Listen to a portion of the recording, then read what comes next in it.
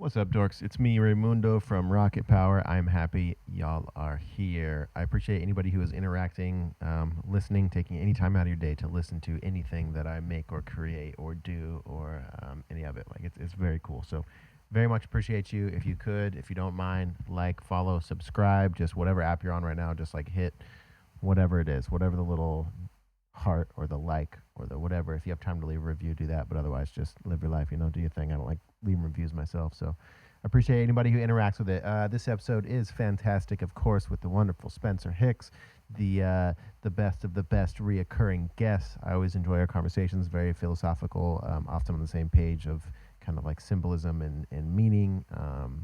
So yeah, it's a great episode. Lots of dope stuff that happens in the last half. If you don't want to listen to a whole 2.5 hour, whatever it is, episode, just split it up. Listen to some today and some tomorrow, some the next day, whatever you got.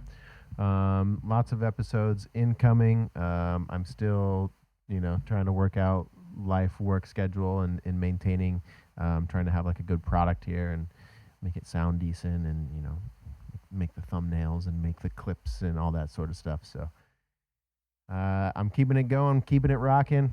Thanks again. I appreciate everybody for listening. Check me out on Instagram is where I'm most active, Jacob from the internet, and follow, interact with any of it. Thank you guys so much. Be well. Drink some water. Stretch before you run. Stretch after you run. Don't forget to move your body around. Go outside in the morning. It's good for you. Live your life. Smile. Peace out. Let go of the tension in your shoulders.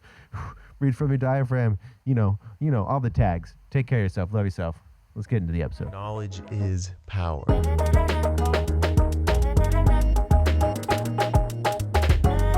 Reality is...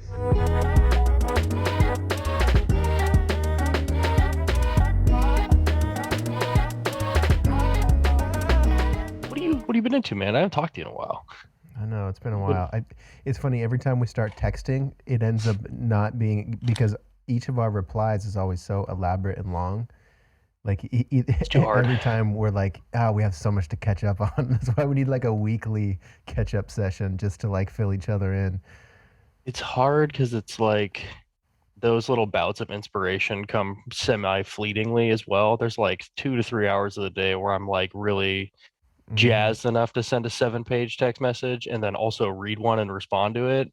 Yep. So I'll feel like I'll be on one, send you something, and I'm like, there's no way that you can reciprocate this at this moment. And I'm totally fine with that. And then that will happen. You'll send me a text 2 days later, and I'll be like, all right, I'll read it whenever I can comprehend this. Well, that's pretty much how it is. And when it's not so much like, hey, how you been? Oh, not much, just been working. Like usually when we bring up something that we want to discuss with one another, it's like it's inherently philosophical. It's heavy. Yeah, I also can't explain it through text all the way either. Like it's just not a means of communication that lends to a like really concise elaboration. So not only is it be hard to understand anyways, it's really hard to understand through a really disjointed, honestly suboptimal communication method. Yeah, it's that's exactly right. It's literally already something that is near impossible to put into words. Words already kind of dilute the whole thing as it is, but when you're trying to text it, it's even worse. It's like having a serious conversation via Twitter or something. That's not. So if I'm looking down at all, I brought like just some notes for this because I feel like there's like a lot of stuff I've been into. After I got out of school, I've just had the room to have my own intellectual pursuits. So just wrote some stuff down because I'll forget about it if I don't.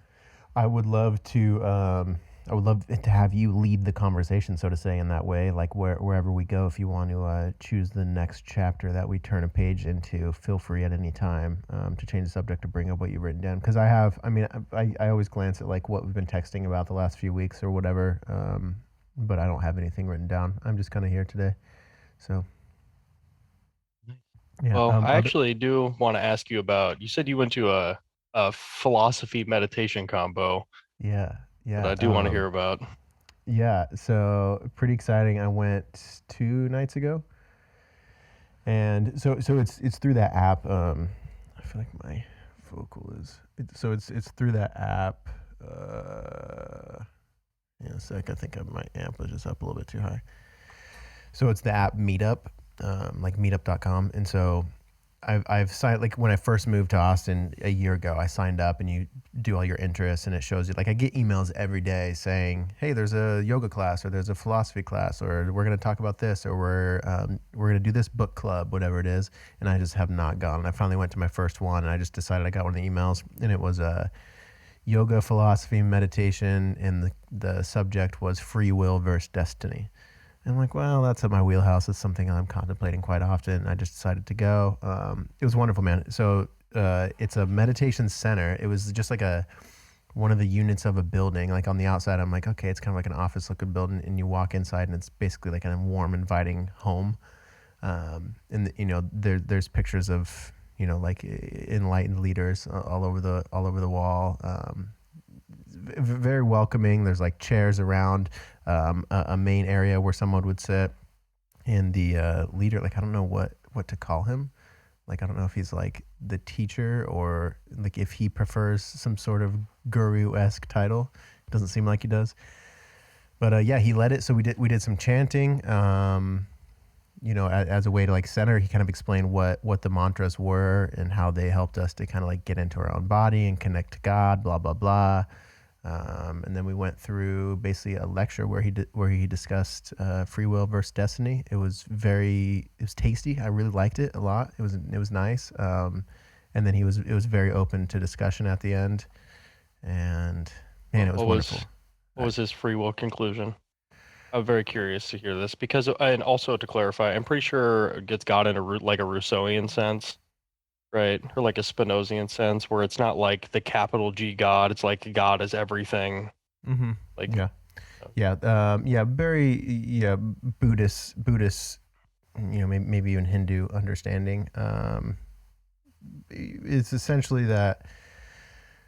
God, it's so hard to even think of like exactly what he said, just because I put so much of my own shit into it as he was talking. I mean, it's that we do have.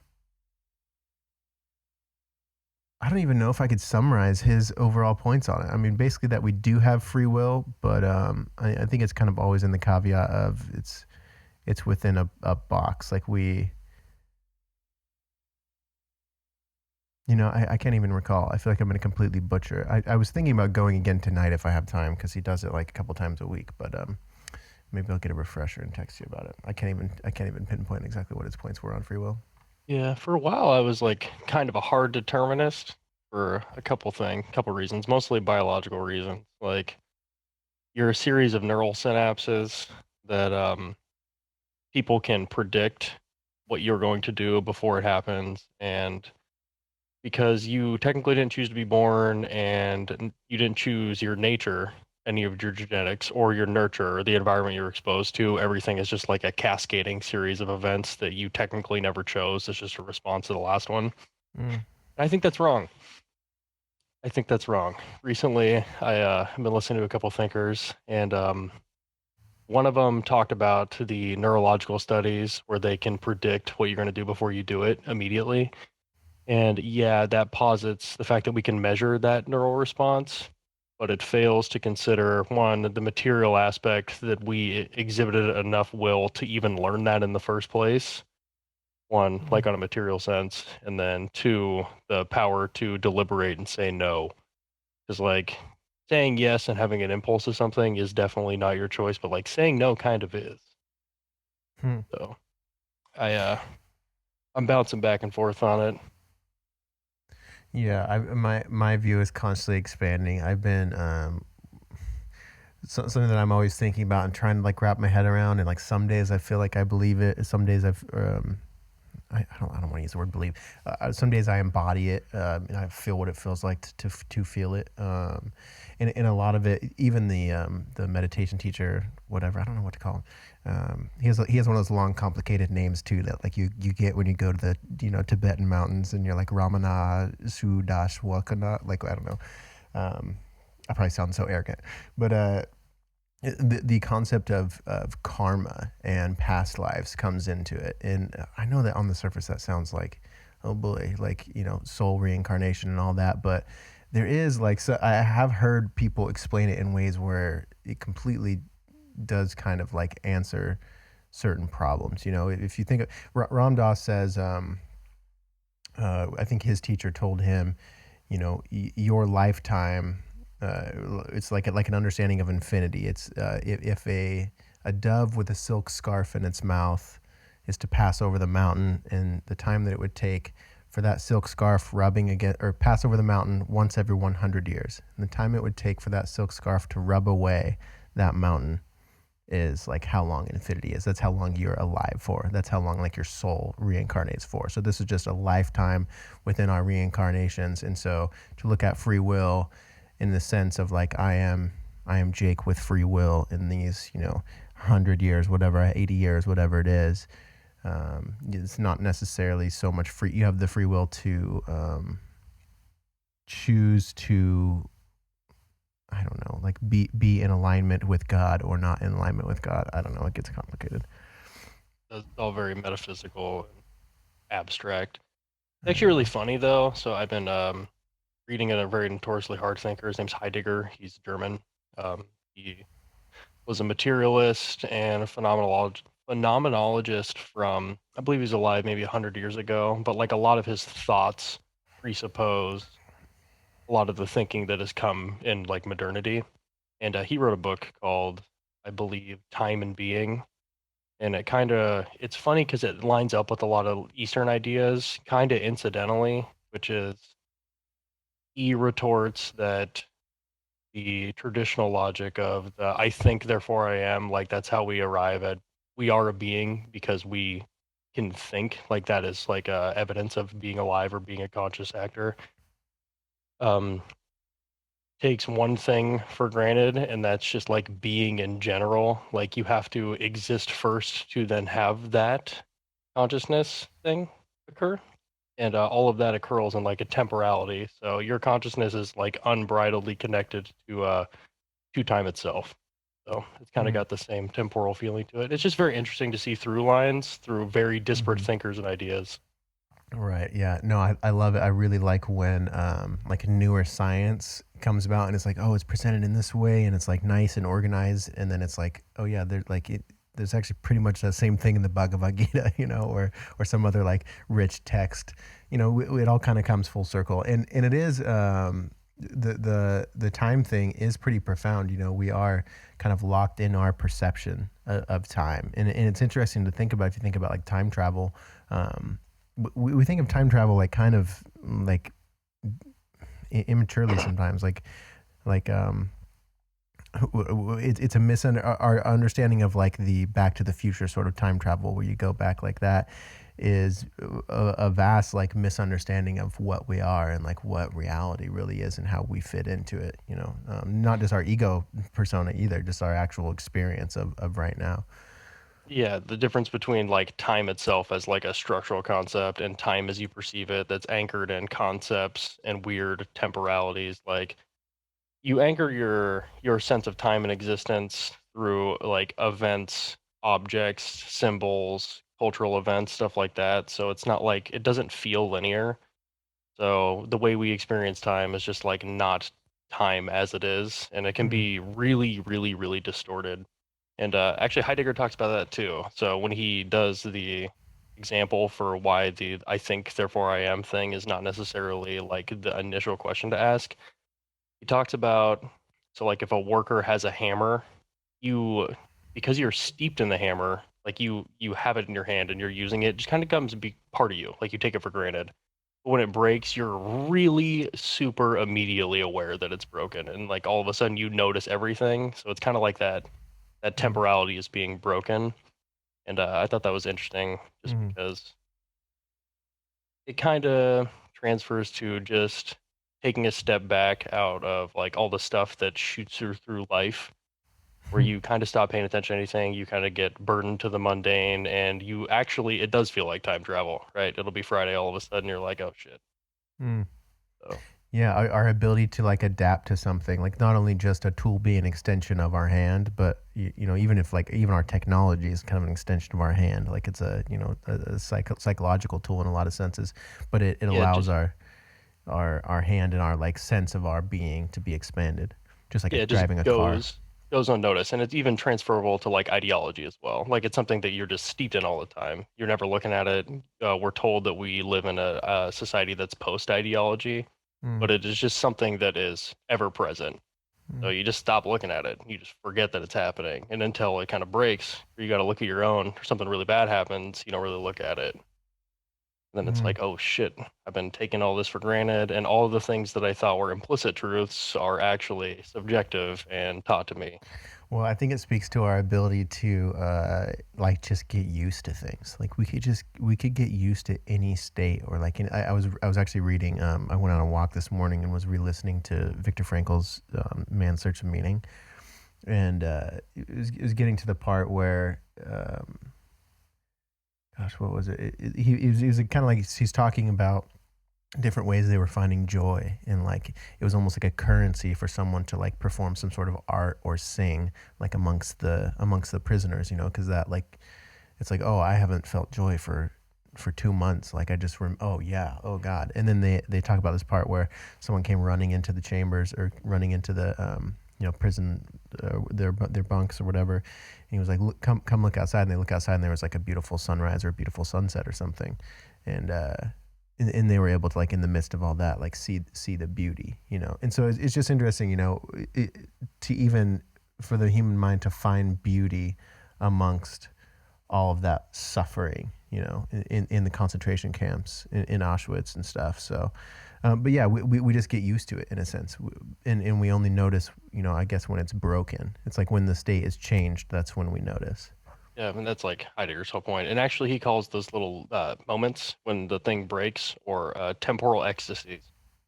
Like you finally, like, oh, something has been shattered. It's it has become immediately obvious and relevant that something has been here the whole time, and I've just been not perceiving it because I've been steeped in it. It seems like we're kind of going through culturally, civilization-wide, like we're going through a ton of those. Like, I hate to bring in this word right here, but awakenings. They're kind of like our awakenings, in a sense, right? Like you understand something suddenly to where you can step outside of it, like, oh, I didn't realize I was doing that, or like, oh, I didn't realize like I was holding this tool. It was just a piece of me. Maybe we'll see. So another, so the paper that I wrote was Yeah, I want to get to it. like it was on Ghost in the Shell, which is a anime sci-fi cyberpunk film from the mid 90s, and it's asks a bunch of questions like, what is life? Like, it's an ontological movie, so it's trying to determine like what is the nature of existence? Like, do robots live? Like, what is it really? And that's not really the nature that I analyzed it in, because it's like a contained film, but I actually analyzed it juxtaposed to its remake, which strips all of the meaning out of that and makes it just kind of like a generic sci-fi film. And the lens that I used to analyze it through is a man named Mark Fisher's, and his writings are a criticism of neoliberalism, so which it can be categorized as like Ronald Reagan, Margaret Thatcher-esque politics, where we took away all social programs and like anything that would help people in society just for like market pressure, which led to media being recycled. So like instead of artists having the freedom in society to make new art, they would just repackage old art to sell it again. That's why you see a lot of sequels now. There's like 40 million Marvel movies. Like nothing really new ever comes out. It's kind of like the same thing is just remixed over and over again. And he posits that like the future is dying, essentially. Like it's the slow cancellation of the future, and we never really experience anything new. So I used that idea to analyze the next movie, where, oh, what is it? Where, I mean, it basically just is a worse version, or like a simulacrum of the first one. So are you saying the remake, devoid of like the themes and just kind of like recycled nostalgia, like ruins the point of the movie? Like what really did your paper say? Like what was the... Yeah, I'm struggling to figure out where I want to start this, because so his work is complex, but it's built on another person's work that's complex. So maybe I should start with that one. So his work is inspired by a French philosopher named Jean Baudrillard, and he came up with the idea of hyper-reality. And he wrote a book that that's what I'm reading, is Simulacrum and Simulation. It's actually what The Matrix is about. It's in the opening scene, that book that Neo looks at, which in the context of that film, it means something way different if you are aware of that versus not. But so he talks about like his system is on semiotics and symbols. So the study of how words and symbols mean something, are used in society, which is actually like a lot of what my education was, turns out, I found out posthumously. So he posits that we went from like a normal agricultural culture where we just like made regular goods for a really long time and then we traded them. Everything, the reality was as it was. There was nothing distorting it in any way. We shifted into a production stage where people stopped having that liberation at work and marketing kind of became a thing at that point in time because it's like we have like a mercantile capitalism. You're making money, you're buying things. You need to be sold through images and persuasion. To now we have like an information society. So it's like post-cultural, or I mean, you could classify it as postmodern, where every symbol that we see is no longer really rooted in something that is real. It's just like a copy or a simulacrum of a previous symbol. So everything is self-referential. That's what the use of logos are. You can see it in like interior design, like all of the minutiae. It's all everything in the way a house is laid out is supposed to communicate to you something. Like an old Victorian house, it was like really traditionally cluttered. There was like paintings everywhere, and this is supposed to communicate to you that there's like wealth and prestige here. And that is slowly morphed into now we've got like Supreme shirts, right? Like this is like a weird symbol of wealth, and all of the ads that we see, everything is just kind of like self-referential in a way. You can see it. My favorite example is like the Travis Scott McDonald's merger. So there is like fundamentally nothing really real about this. Like Travis Scott, his only image is just hype. You don't really know anything about him, and it's just this weird mash of like high symbolism, but it's very vapid, right? There's no way to make sense of any of it. It's just like the whole thing has become self-referential. And Mark Fisher talks about that, and that's why I talked about this film, because in devoid of any real true meaning in any of these symbols, because they're all hyper real, we are doomed to just repeat the ones that we've already seen, because it seems like we've lost the ability to make anything new, which would be the second ghost in the show. Yeah, I mean that is this weird thing where why aren't we creating new things? Why are we recycling? Why are we trying to grasp at things that like once we kind of realize the illusory nature of things, why aren't we able to go like, oh, and then take the mask off our face or take the glasses off our face and readjust? Or is that kind of like what we are approaching in society, is like a re-understanding of symbols and meanings instead of recycling old ones and trying to make them work? Well, there's just like no real symbols or meanings anymore. They're just all self-referential. Like we stopped perceiving reality. Like this is really through the nature of technology too. Just like the way we are engaging with images and symbols now is so different than it once was. And this kind of really distorts reality in a lot of ways. And a big part of this is market fundamentalism. So people that are making images that are persuasive, movies, art, needs to be able to sell it. And the best way to sell that is to make images that are self-referential and nostalgic. So it is completely handicapped and hamstrung the ability for the artist to make new art. And you can see, I mean, it is one of the most destructive things physically imaginable for you to hamstring art and culture. It's like a really important structure that needs to happen. It needs to be able to challenge things, and it really hasn't been able to. And Mark Fisher's whole work is he was like really into the underground punk scene in England. So he talks about a lot of the artists that have come out of these neoliberal periods just being really disenfranchised, and then after about 10 years in the late 90s, it just stopped happening. we're just getting reprised pop music. The reprisal of like lo-fi beats is a really good microcosm example of this. So it's just like a really comforting noise with a bunch of sound bites from your childhood. That's it. So it's just like, because we yearn for something new and something that feels good, because stuff is so bad. All right, like the market fundamentalism has just been terrible for everybody. Our generation is like, destitute houses are $500,000. You just need something that is comforting, and it's the only place we can find it. So what is it?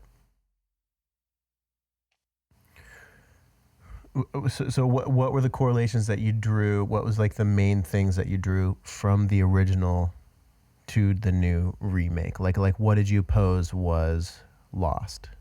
I think that I should talk about why I chose to do it anyways, because I really forced it in a lot of ways. It turned out pretty good. This is like a 26-page paper, so it's like, it's going to be kind of hard to condense this, and honestly, I would probably need more notes than I currently have to do it really concisely, but it was mostly fun wordplay. That's why I got it started. So it started out with a thinker named Jacques Derrida, who came up with an idea called hauntology, which is just a devilishly clever play on words, because in French, the word for ontology, which is the thought process in science and philosophy of being and existence, which is hauntology, which is focusing on what is not there. So it's like haunting ontology, and the front part of that word is actually silent in French, so they are the same word, but not when they're written. So I'm like, that is devilishly smart, wicked intelligent. So, and it's used to critique retro-futurism normally, which is like, okay, well, Ghost in the Shell is a cyberpunk film, and what haunts things, ghosts do. This is Ghost in the Shell is a movie about ontology, about the being and knowing, but it just happens that the second film is a hauntological example of the first one, because it's just like it's a simulacrum. It's a hyper-real adaptation that is just like a mimic copy of the first one. And because we can't get new art, we are haunted by old art. Damn. Yeah. That's so like metal, and so art at its core, but also like too real. I guess it's metal because it's too real. Yeah. So that's why I started it, and I actually just over the course of researching, just like, I have never fallen in love with a thinker more than Mark Fisher. He just speaks so colloquially. He was alive really recently. He actually committed suicide, sadly, in 2017. But I've never encountered somebody that has verbalized how I feel, like it's just so potently and so nicely, and in a way that is like beautiful, with examples that I understand very cleanly. Yeah.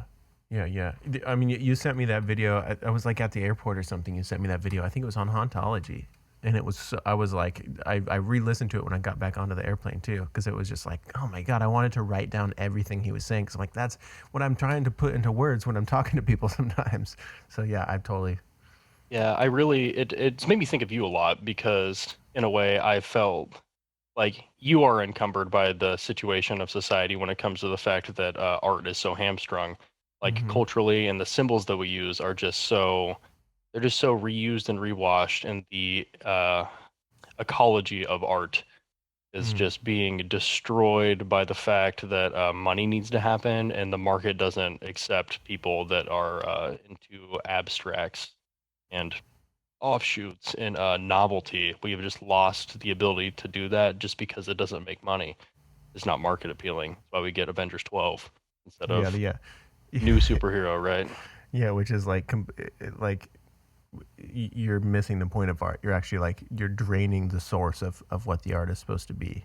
Like pushing against the edge of what human beings have ever known or done or thought about is what an artist does. What do you think? You actually had started to say something a few minutes ago about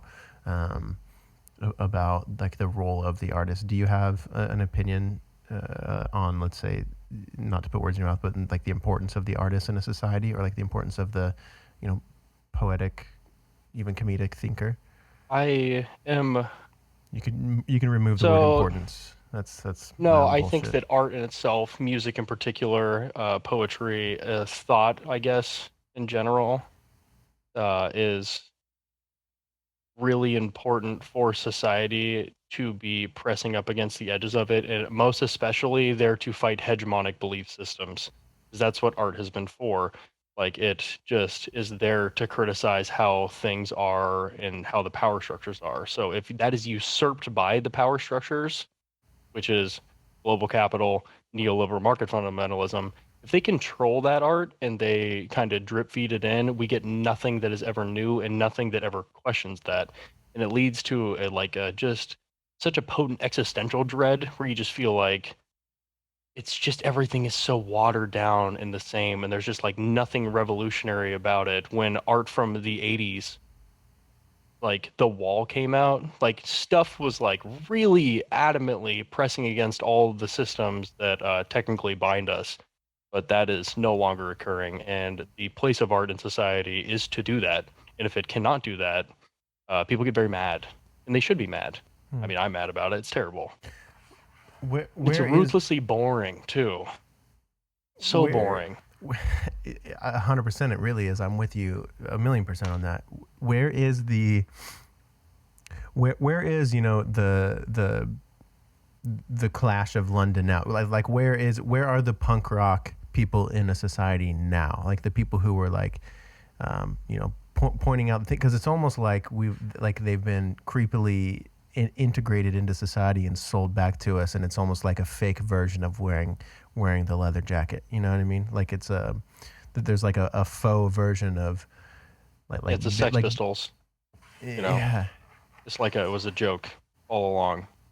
Yeah, so this is I a lot of my thought process and analysis comes as a critique to capital, and it's technically a Marxist criticism, but it's not because it's just capitalism bad. It's because capitalism is like a hegemonic structure. It's literally just like the status quo.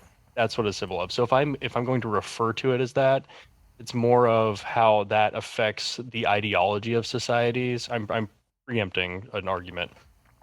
It's how it affects the ideology and thought process and production of a society more than like the basic economics of it. It's the whole communication and ritualistic pathway in which that we derive it culture, essentially. So capitalism eats everything. It just does. So like you get any revolutionary thinker, you can see this in gay movements, any feminist movements, the civil rights movement. So this is something that is inherently really radical and important, right? It is by nature completely going against what capital is. It's questioning the hegemonic structures and the power structures that are currently in place. Capital will defang it, remove it of all revolutionary context, package it cleanly, and then sell it back to you. And it just does that. It eats everything. And then people just get comfortable in that. And especially so if you're that artist, you're the artist. Okay, let's say you have a very revolutionary thoughts. You get pushed through the music industry, you make a lot of money. Well, the system that you were once criticizing now works for you really well. So you're in the 3% of people that really have a vested interest in it not being criticized, actually. So it waters down the revolutionary art. And this is not like an explicit behavior, right? Nobody is actively like, hey, we got to recruit X rapper and then make them like work for McDonald's. It's just like a thing that happens because of the cultural incentives in society. I think a lot of times we think it's like evil billionaires are making this happen, and I think it's more what you're saying is it's a result of what capitalism is.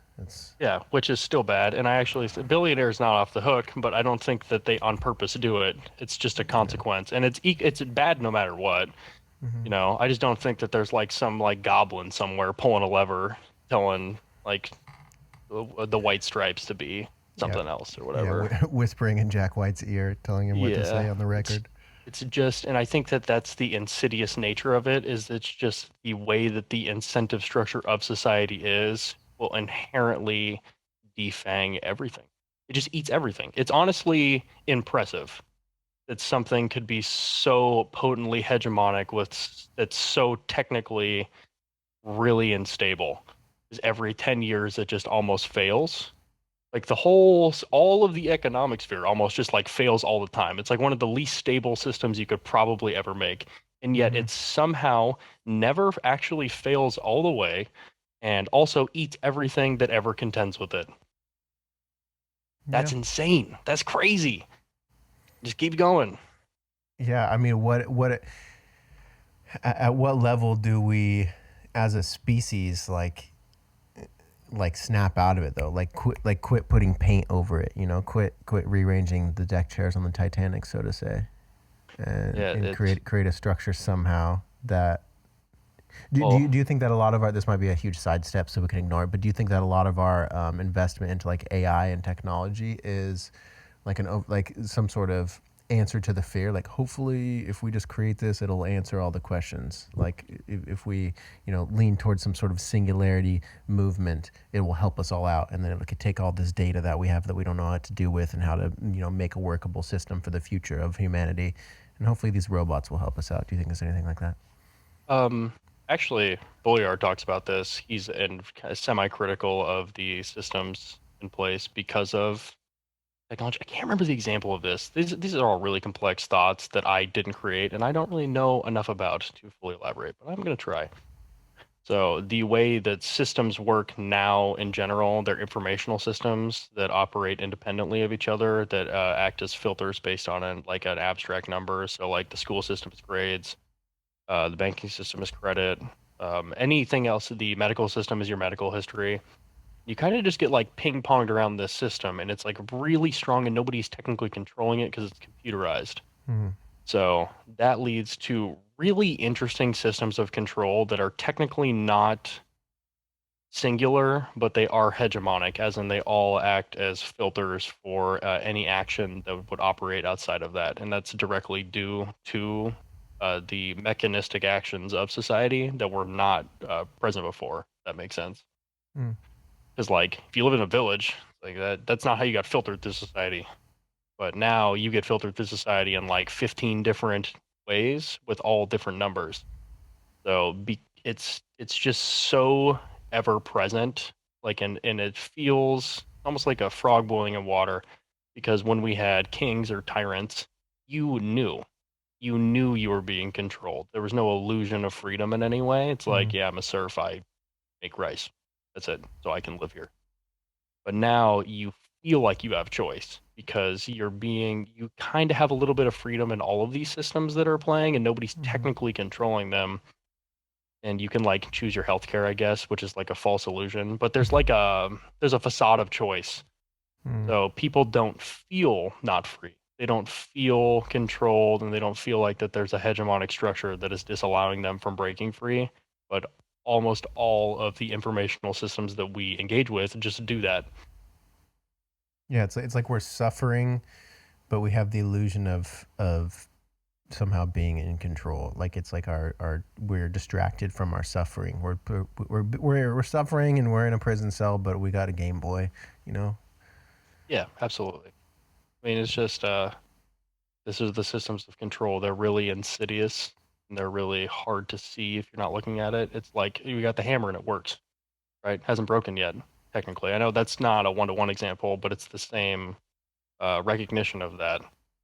Is there Mm. is everything that we like think is necessarily true or that is like implicit in society, all of these systems, like it's just how it is, but because you didn't look at it all the way. Like all of these systems are communicating something to you. They're all technically signs and symbols, and that communication is abject control.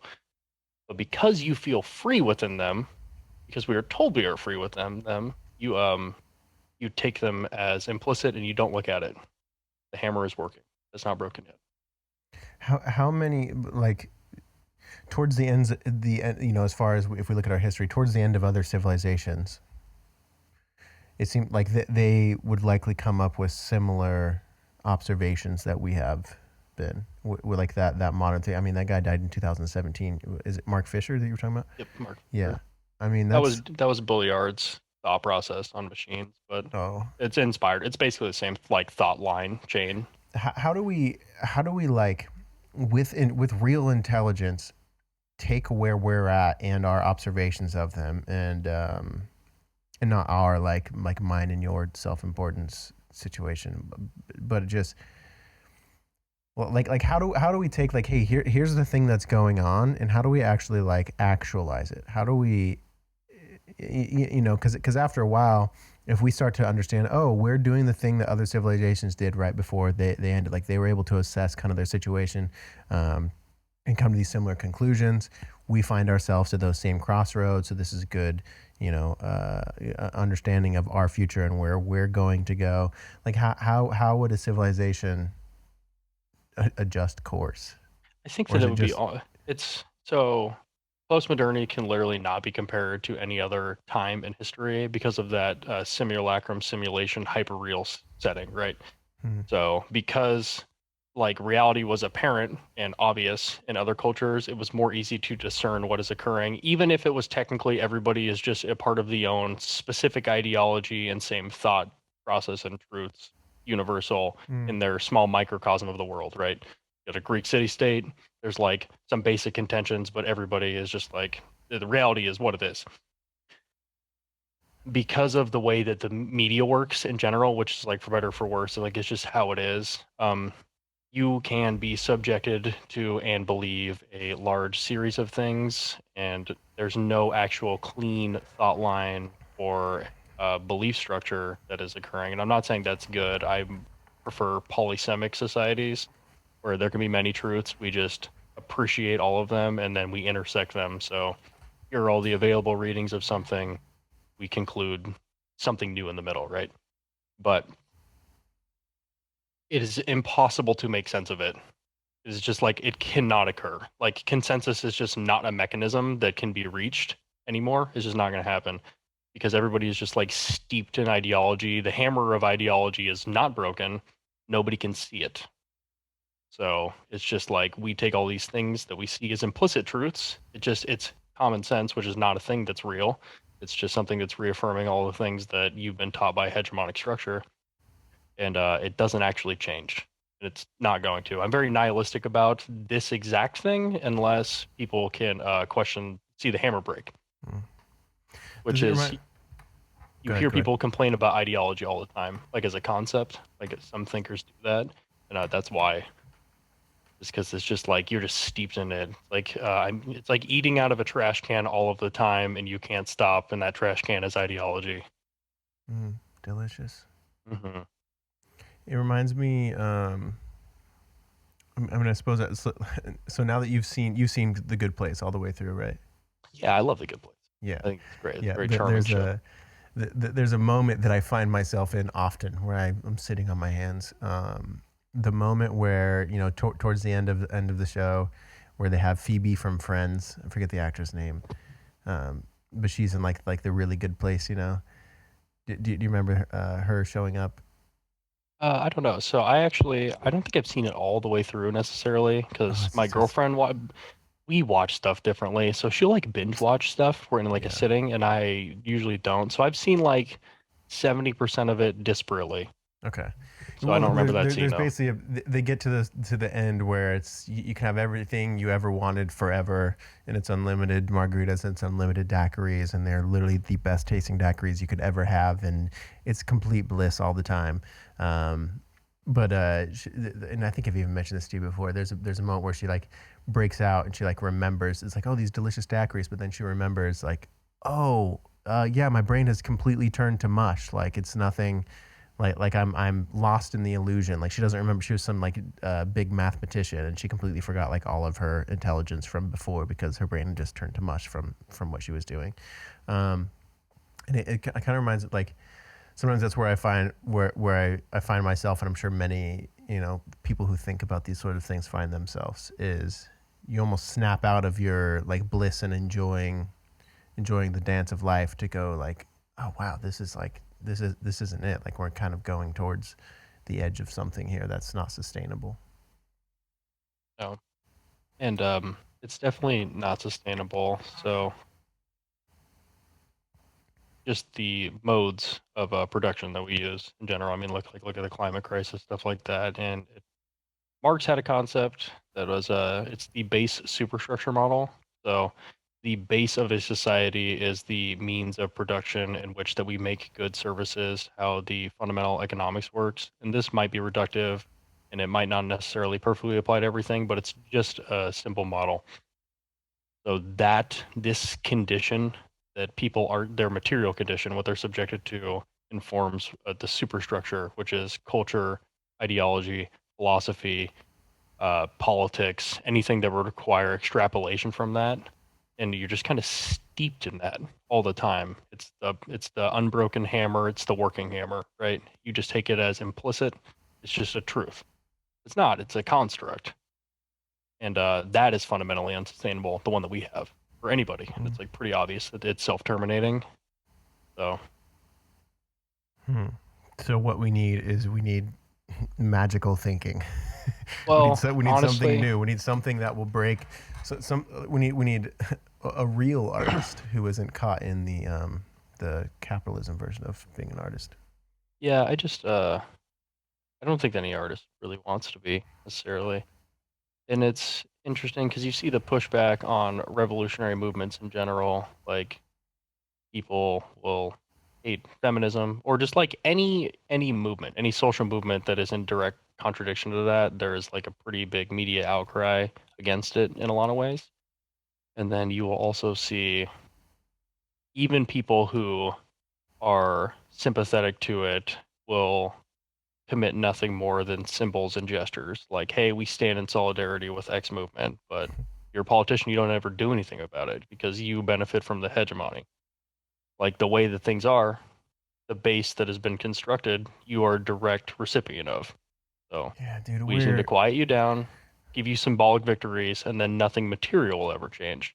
And changing the material conditions is how we change the superstructure, which is how we get actual change. It blows my mind how many people don't see the symbolic victory thing that you just mentioned. Like there's a place here in Austin called the Russian House, and it's like this like big place, and you go and you drink there, and it's been here forever, and that's the name of it. And then when the Ukraine-Russia thing started happening, they changed their name to the House. They got rid of the word Russian House. And I'm like, ironically, that is also capitalism eating something, because that, you know what that does, brings publicity. Now they make more money, so it's just fucking everywhere. It just eats everything. There's like just nothing. I mean, what kind of like mindless people are you trying to attract to your business, though? Like, people with money, anybody that will spend money. Doesn't matter how you come across currency, as long as you do. I don't think it's that smart, though. Like, I don't think that there was anybody, like, I don't think the owner of that was like, let's get some eyes on us. Like, I mean, maybe unconsciously they were like virtue signaling that you know, that is what's going to happen. Like, let's make sure that everybody knows that we're the good guys. But it's so weird. Like, and then when you go to speak about it, we get caught in between. They're like, oh, so you're with Russia. It's like, what? I wasn't even in that context. I'm like multiple layers removed from that.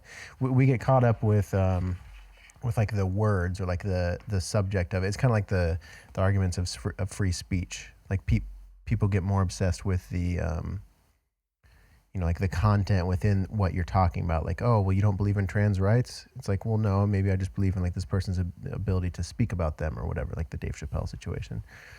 But we just like our variability, not only to like discuss the proper things, but even like see the correct angle or the correct like setting of the argument. We completely waste time on the bullshit. I think that words and prose are actually really important, and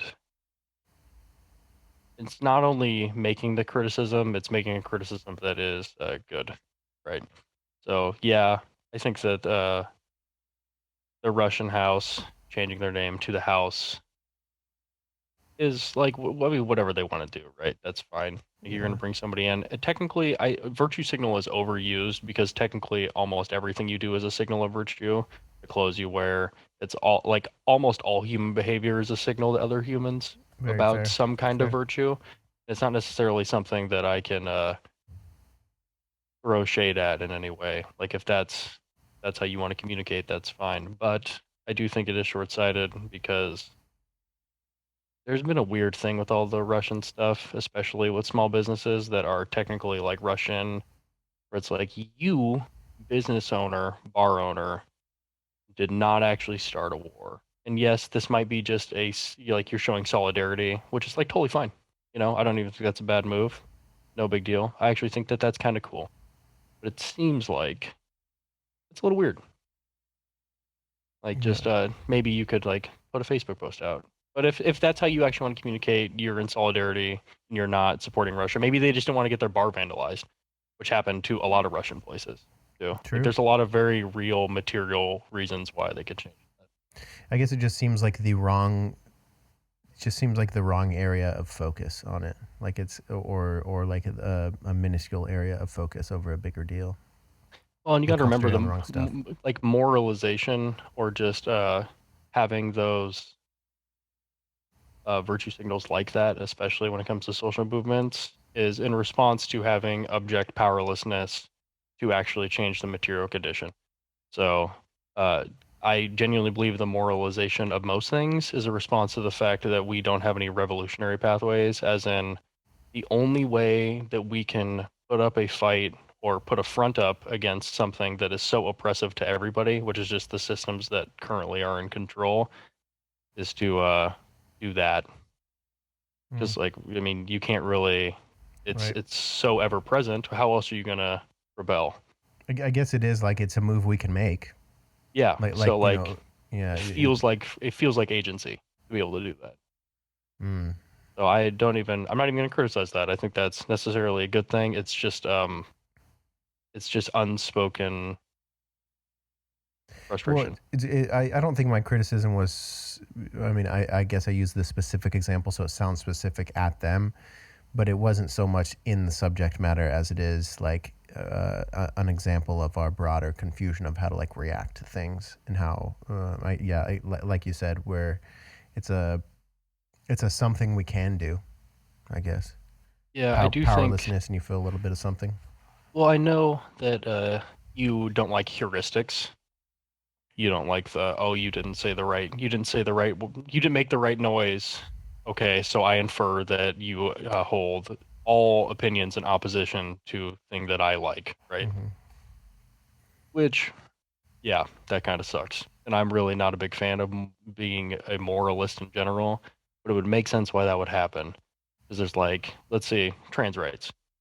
So because of the way of the internet and how potently people are against that, even in very seemingly rational, according to the popular belief or ideas of culture, are against that. Like the sports thing is a touch point, which nobody actually forces you to question trans issues on a broader sense, but gives you a logical reason to want to do it. So there's a lot of people that are just putting up a massive front against trans issues, which would cause people who are pro trans issues, I guess is a very clumsy way to say it, to infer anytime that you have any detraction from any point that's being made, that you, like everybody else that they see, is having the inverse idea, which is their identity is not valid, they're not valid as people, and they shouldn't receive rights, which is what a lot of people would implicitly believe. Even if they aren't aware of that, their actions and words would say that. So I understand the moralistic response, not saying it's always appropriate, but it definitely makes a lot of sense in a social frustration level. Yeah, right. It's I'm constantly, I think you said it right. I'm just like I'm confused at the over obsession with like the actual language, or like you're clearly standing up for this side if you don't whatever. Like it's yeah. I just think we focus on the wrong parts of an issue, and we don't like, we kind of get sidetracked as like, oh, we're solving the thing and we're really going at the issue here, but we're completely missing it. Yeah, it's hard from our angle, right? Where it's like these issues, even though I am in 100% support of all of them, and I wish more people to have more rights and liberty, no matter what their creed, ethnicity, identification is. I'm inherently not part of these communities. So the way that people talk about them and interact with them inherently doesn't affect me in any way. So sometimes it's easy to feel like it's being talked about in the wrong way, or it is something that seems unreasonable, but it's just because I don't have any skin in the game, and a lot of people do as well. So just because that I would think that maybe some kind of like moralistic browbeating or the very hyper-specific language that is used is missing the point. It's just not always necessarily about me, I guess, that situation. And I'm not saying we should kowtow to everybody that ever has any idea ever, but I do like to temper that sometimes with like, it's easy for me to say you're getting enough progress, even though I don't necessarily say that, but it's easy for people to say, yeah, we're making enough progress because that progress doesn't affect my material conditions at all. Right. I'm a white dude, right? I come from like a middle to upper class family. Like no matter what happens, I'm going to be fine, really, no matter what social pressure occurs. So I don't know, bro. I think white dudes are on the out right now. I don't think it's I don't unpopular know, to be a dude. white dude these days. I'm just joking. I don't know about that. You should look at Congress. See. Feel like white dude's been in. White dude's been in for a while. But yeah, I don't know, man. It's all just a fucking mess, to be honest, because symbols are self-referential and nothing means anything. Pretty much, and we're just living through our symbolism. So what have you found yourself? I mean, now that you have completed your thesis and you're on the other side of this schooling thing, what have you found yourself contemplating lately? Even if the answer is not on a larger philosophical level, like where do you find yourself even in your body in your life? Like what's been? So I immediately, when it was done, because I've been in school for like 7 years in a very circuitous route. I didn't grow up very fast, you know. So I spent the first couple years of college just kind of like going to music festivals and just existing in it. And then over time, I slowly became very interested in philosophy. And then I really got into academics. And my last 2 years of school, I had one specific professor. He's a doctorate in semiotics and a doctorate and I maybe like pedagogy, which is just teaching in general, but I can't remember what it is, something else, linguistics maybe. But we have almost identical worldviews, I found out. And I talked to him a lot. We became actually pretty close. And I slowly over time realized that all of my thoughts, all the philosophies that I enjoy, and all the thinkers I like are just in the realm of semiotics. So just signs and symbols. And it really didn't all hit me. I didn't really understand that until I almost got done writing that paper and remembered what his major was, like what he specializes in. Holy shit. Like this is the thing. This is the thing that I like, enjoy, and it is like really intriguing to me. And I incidentally like just learned a lot about. So when school was over, I really felt ideologically sad. Like I felt like a mourning of a community. I felt the loss of intellectual pursuit in the space in which that occurs in, because it's a beautiful, safe, free space that doesn't have You're any meaning like going to class together? literal just hanging out in school. It's just the one place in life that it's not about show me the money. You know, you can talk about abstract stuff. I just felt like without that space, I was going to lose the time and well the area to do abstractions free of show me the money. And to some degree I feel like that is true, but after I mourned that and had some closure, it's just kind of weird verbiage I'm using, but it really felt like that. Went through graduation, had that weird like liminal space emptiness feeling. It's been really liberating actually, because now I've realized that I still love intellectual pursuit, and now I can just do it as freely as I want, whenever I want. And that's pretty much all I've done since I've been done. It's just like read, listen to stuff. So you don't feel, because I was gonna jump to like, well, hey, maybe you could start your own weekly group, and maybe blah blah. Like you don't feel like you're losing something with the lack of community there. You feel like you're kind of able to more like let's do the solo philosopher thing for a while and really just explore what I want to explore. Yeah, because I feel like if I want it, I'll find it. I just am an extrovert. So every time I've ever had a hobby that nobody else wanted to do, I just went to a place where people did it and I made friends. So like if I ever want to find people to think about this or I want to talk to somebody, I'll just go find it, you know? Right. Yeah, and now, like I said, I mean, there's like that Meetup app or whatever. You can just, hey, I'm doing this, or hey, I'm thinking about this book a lot lately, and it sucks rattling around in my head. Anybody else want to talk about it and make a little group and meet up with people?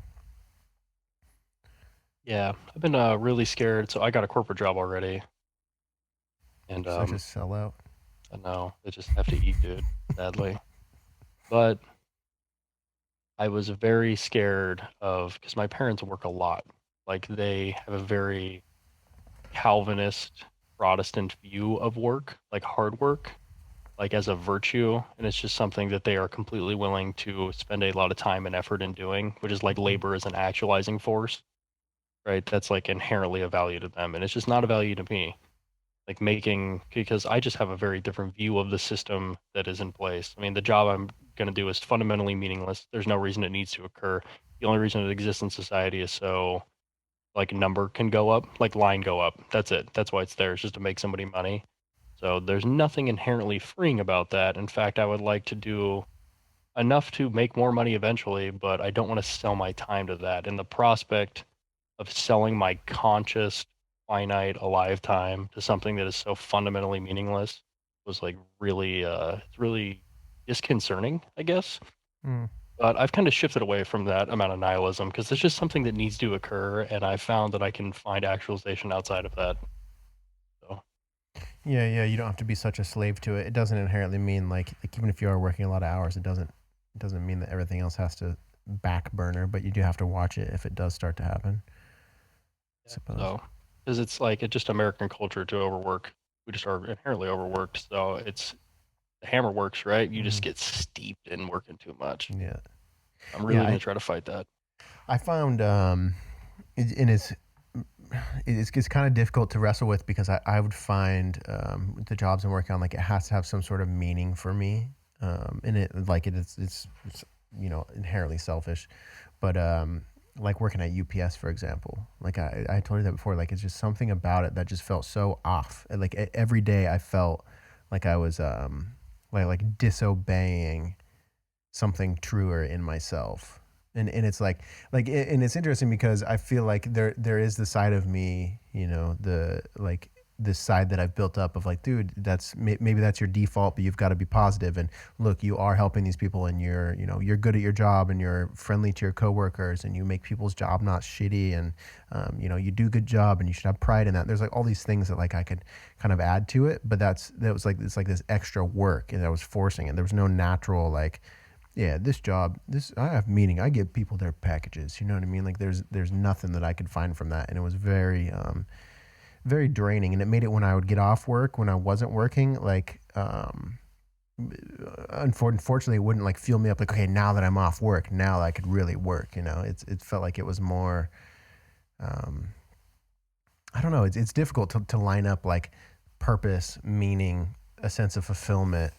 When you come to these conclusions about the capitalistic world, and then still like try to have an actual sense of meaning while working within it.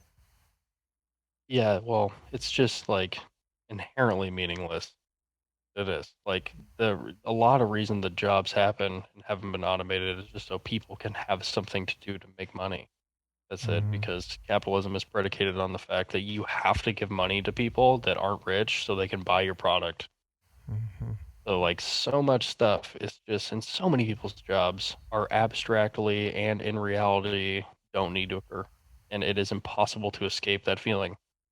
I mean, so it's just not great all around, not a good time. And it's a very justified feeling that you had too. And it's something that you really can't, you like cat's out of the bag. You already understand that, right? So the moment you're trying to like abstract yourself around it, I can't lie to myself. Like I can't trick myself into stuff. I know other people can, totally fine, can't but anymore. I used to I be able just to. can't do it. So yeah, it's Jordan Peterson has actually talked about that like pretty elegantly. You can like if you want to know what truth is, like what truth is. Like it doesn't matter what we're saying out here. Like if you say something untrue out here, only you that it's untrue within here, and there's repercussions in your interior mind because of that. yeah, it's just like living in discordance with whatever your insides feel, which sometimes that just requires a perspective shift. And I actually think that truth is relative to some degree based on whatever like ideological lens that you've been steeped in. But there is that feeling of, even if it's technically only true relative to you, living not in accordance to it is definitely detrimental. Mm. Hmm. Wow, man. Well, we've painted ourselves into a depressing corner of philosophical thought here. Um, what what else do you have written down there that you'd like to mention, my friend? Oh, I mean, I actually was there was a man named Max Weber. He wrote a book called Capitalism and the Protestant Ethic. So it actually refers to kind of what I was just talking about, which is something that you can see just inherently throughout society. So hard work is a virtue in Calvinism or modern Christianity, Protestantism, and it really propelled capitalism for how it was. Like all of the really hard hours and general abuse that occurred was done on the backs of the fact that the religious and hegemonic belief system relied on the fact that hard work is something that is implicit and really good. Just with out of context, it's just a thing that's good no matter what you're working hard for. It in itself is a good thing to do. Interesting. But postmodern capitalism, what we're experiencing now, really relies on Western Buddhism. It requires you to distance yourself from the innate meaninglessness of the labor that's happening. And it's just like how I said, this eats everything. It's even eating Taoist religion. So you see a lot of corporations and like hustle grindset influencers really into a really distorted, not super true version of Buddhism. Like And it's like fulfilled. yeah, okay, yeah. Keep going. I actually get what you're You see what I'm saying. saying? So Yeah. it fulfills the same role that Calvinism did in the industrial age, where hard work was inherent. Now we have such a psychologically grinding um, condition that is attributed to work that there is no way that you could escape the fundamental meaninglessness of this without engaging in a Eastern philosophy that allows you to disassociate from it. Like Self. radical acceptance Yeah, of because yeah. it just makes it easier. Yeah, You can yeah. get through the day. you're you're like draining children of adrenochrome, but you're like yeah. Like really though. So why do you think the Nazis used Buddhist iconography? It's to distance them. They Oh. had to find a way to distance themselves, and the soldiers that were engaging in abject horrors to distance themselves from doing these things. And I heard a quote, and it's good men will do good things, and bad men will do bad things, and religion will make good men do bad things.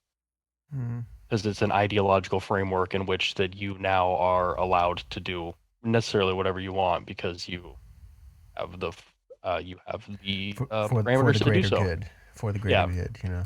and this is not a judgment on Buddhism in any way. In fact, I think it's rather quaint and beautiful in a ideal form. It's just more of an observation of how things are. Yeah, we are taking little bits and pieces. It's again capitalism eating everything. It's taking little bits and pieces like this kind of makes sense here and inserts it into where it loses its essence, but it does kind of work within the bigger, Yeah, falsity of the if system. and then it also lends to the pacification too. So if Google can make your material conditions immediately really comfortable, like hey, here's a meditation course. Do you want a soda? But we're going to work you 80 hours, but we're going to teach you how to disassociate from that. And then you're going to feel comfortable like a frog boiling in water, Mm-hmm. and you're never going to unionize. Yeah. So it's like a pacification technique. So, and that's, the thinkers that I've been Yeah. listening to and reading have really criticized ideology, which just on its own, because it's like the unbroken hammer, it's the working hammer, and it acts as like glasses, like a distortion glasses, where you cannot see anything for what it really is because you were steeped in ideology. How many more years do you think we have of this? Like Mm, realistically, like do you think we even have 100 years? I don't really think about it. I'm just not having kids, and I'm gonna enjoy my life regardless of this. I still actually have mostly, almost exclusively good days and for the little things, You but don't want I to have kids and just raise a little warlord? no, Just I'm teach not them how down to for use an that. axe at a young age? Yeah, hopefully that axe breaks. and then he can get out of ideology. But seems unlikely. Yeah, I'm in the same boat. It's hard to fantasize. Hard to like Oh, hope but that it's going to be all okay in a sense. the problem is, so if we can learn anything from the Russian Revolution, which is the only attempt to break free from global capital, like the entire universal market system, is that revolutions don't work because they create a power vacuum, and it's just not the way to apply a more egalitarian system, because we got Stalinism out of that, and that was really bad. So, but the contrary to that is because global capital, which is the entire ingrained market system of the world, is reliant on everything else, and you need to participate to be a nation in it. If any nation tries to not do that or make a new base, right? For that base superstructure model, they try to make a new base, they will be invaded, usurped, or excluded from all commerce. So because everything is so interlinked, it is impossible to break necessarily unless it is like a total everybody that isn't the top 3% decides that we're not going to do it anymore, like a worldwide general strike. It's just not going to happen, which I do think is potentially possible. But the problem is that hyper-real condition where everybody kind of has like this weird sense of reality and it's really temporally distorted and nothing necessarily means anything. It's just self-referential. We can't really conclude anything. Nobody can get on the same page about the systems of oppression that are occurring, and it's very easy to propagandize to people. So getting consensus to decide collectively that this shit's not that good is very hard.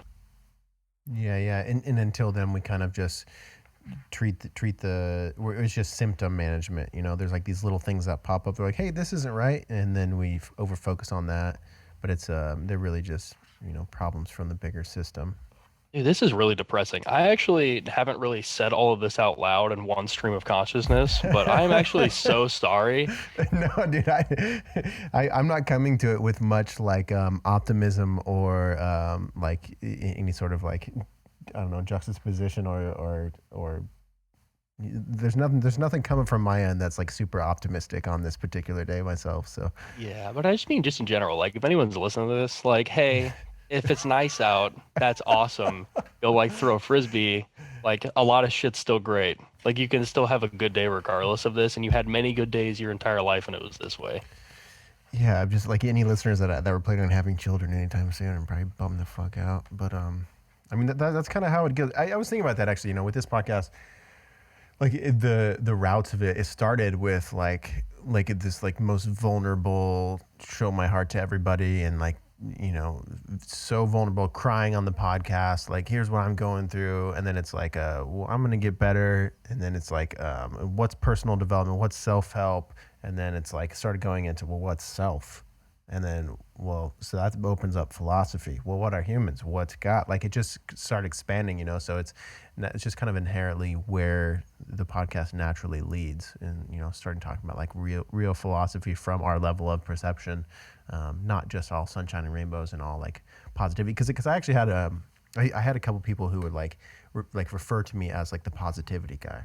Like, oh, everything you do is so positive, and I'm like, what are you like? What are you listening to? Because I'm not always. I don't know. I like to inherently. I like to be optimistic when I can, but I think when it comes to philosophical discussions, like philosophy gets in the goddamn way of having actual conversations sometimes. Yeah.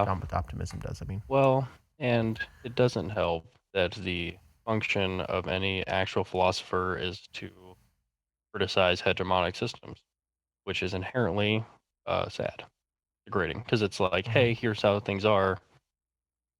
Well, maybe they shouldn't be, especially modern philosophers. I mean, obviously, the first 1,000 years of philosophy was more like, hey, what's existence? And that's not really sad. That's kind of just interesting. But the further we get, especially in like modern philosophy, it is mostly just a criticism of power structures. So, which is like sad. It becomes hard mentally sometimes, just because you learn all this shit about all these systems, then you realize that you're just like in them. You know, it's not like this abstract thing. It's like, oh, I'm in it thick. Like I'm living in Mm-hmm. it. Mm-hmm. So Yeah, you wake up from the Matrix and you're like, I'm gonna step out, and then you're like, well, it's completely impossible. Like everything I am and how I make all my movements are within that. So like, you gotta fucking kind of put your head back down. That is kind of how it is. You're like, I'm enlightened. I know everything. I discovered that we're in these systems and I could see what other people don't see. And then you're like, well, to make any actionable difference, it's gonna take 10 years of me working hard within the system to like it's a hilarious cosmic joke in a sense. yeah, and it's like inherently coercive, right? Just because you like whatever, wake up, I don't know, whatever cheesy way you want to say it, but you still have to engage in all of the systems to be alive. Mm-hmm. Like you gotta like eat stuff, you know. So I mean that's a funny thing, and that's how The Buddha still farts.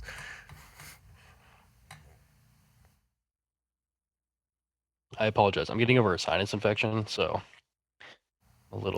a little congested. As long as I can't contract it through Zoom. Yeah, but Just kidding. I don't look at humans like they're germs. That's like something I definitely like. Anytime anybody coughs now or sneeze, like anything, I go out of my way to say bless you and stuff, just because I feel like COVID left this like, like you're a disease. I don't want to be near you when someone sneezes. So I'm always like, hey, no, we're humans. We love each other. yeah, it's funny because like we're inherently all gross. Like everybody's got a butthole. Like it's like we're gross. Like beings are dirty, and that's totally fine. Yeah. And I I thought about this yesterday because I just saw this Reddit video. And it was just this guy, and he was definitely inebriated in some way, and he just like slowly started to vomit in a public space, like really trying to contain it. I was like, Oh, I'm really disgusted by this, but it's like a just like a guy, you know, this happened to everybody. I don't know why I've vomited many times, but I'm yeah. so disgusted by this happening. Like this guy vomiting is grosser than me vomiting. It's not. It's just funny. It is funny when other people do something. It's so. I mean, even us. Think about how strange we are. My spit in my mouth right now, like whatever. But like, if I were to spit into a cup and then you say drink your own spit now, I would be like, what? No way. That's Cold. Gross. disgusting. Like, we're so weird. The way that we kind of. I don't know if it's just like our understanding of germs, or understanding of I don't know if it's a social thing. Like maybe that's a deeper social thing, not being able to drink our own spit. Yeah, well, I actually just think a lot of stuff, like disgust in general. Mm. And you can see this because fetishes exist that are like actually not clean, is learned behavior. Like most stuff is learned behavior and culturally given.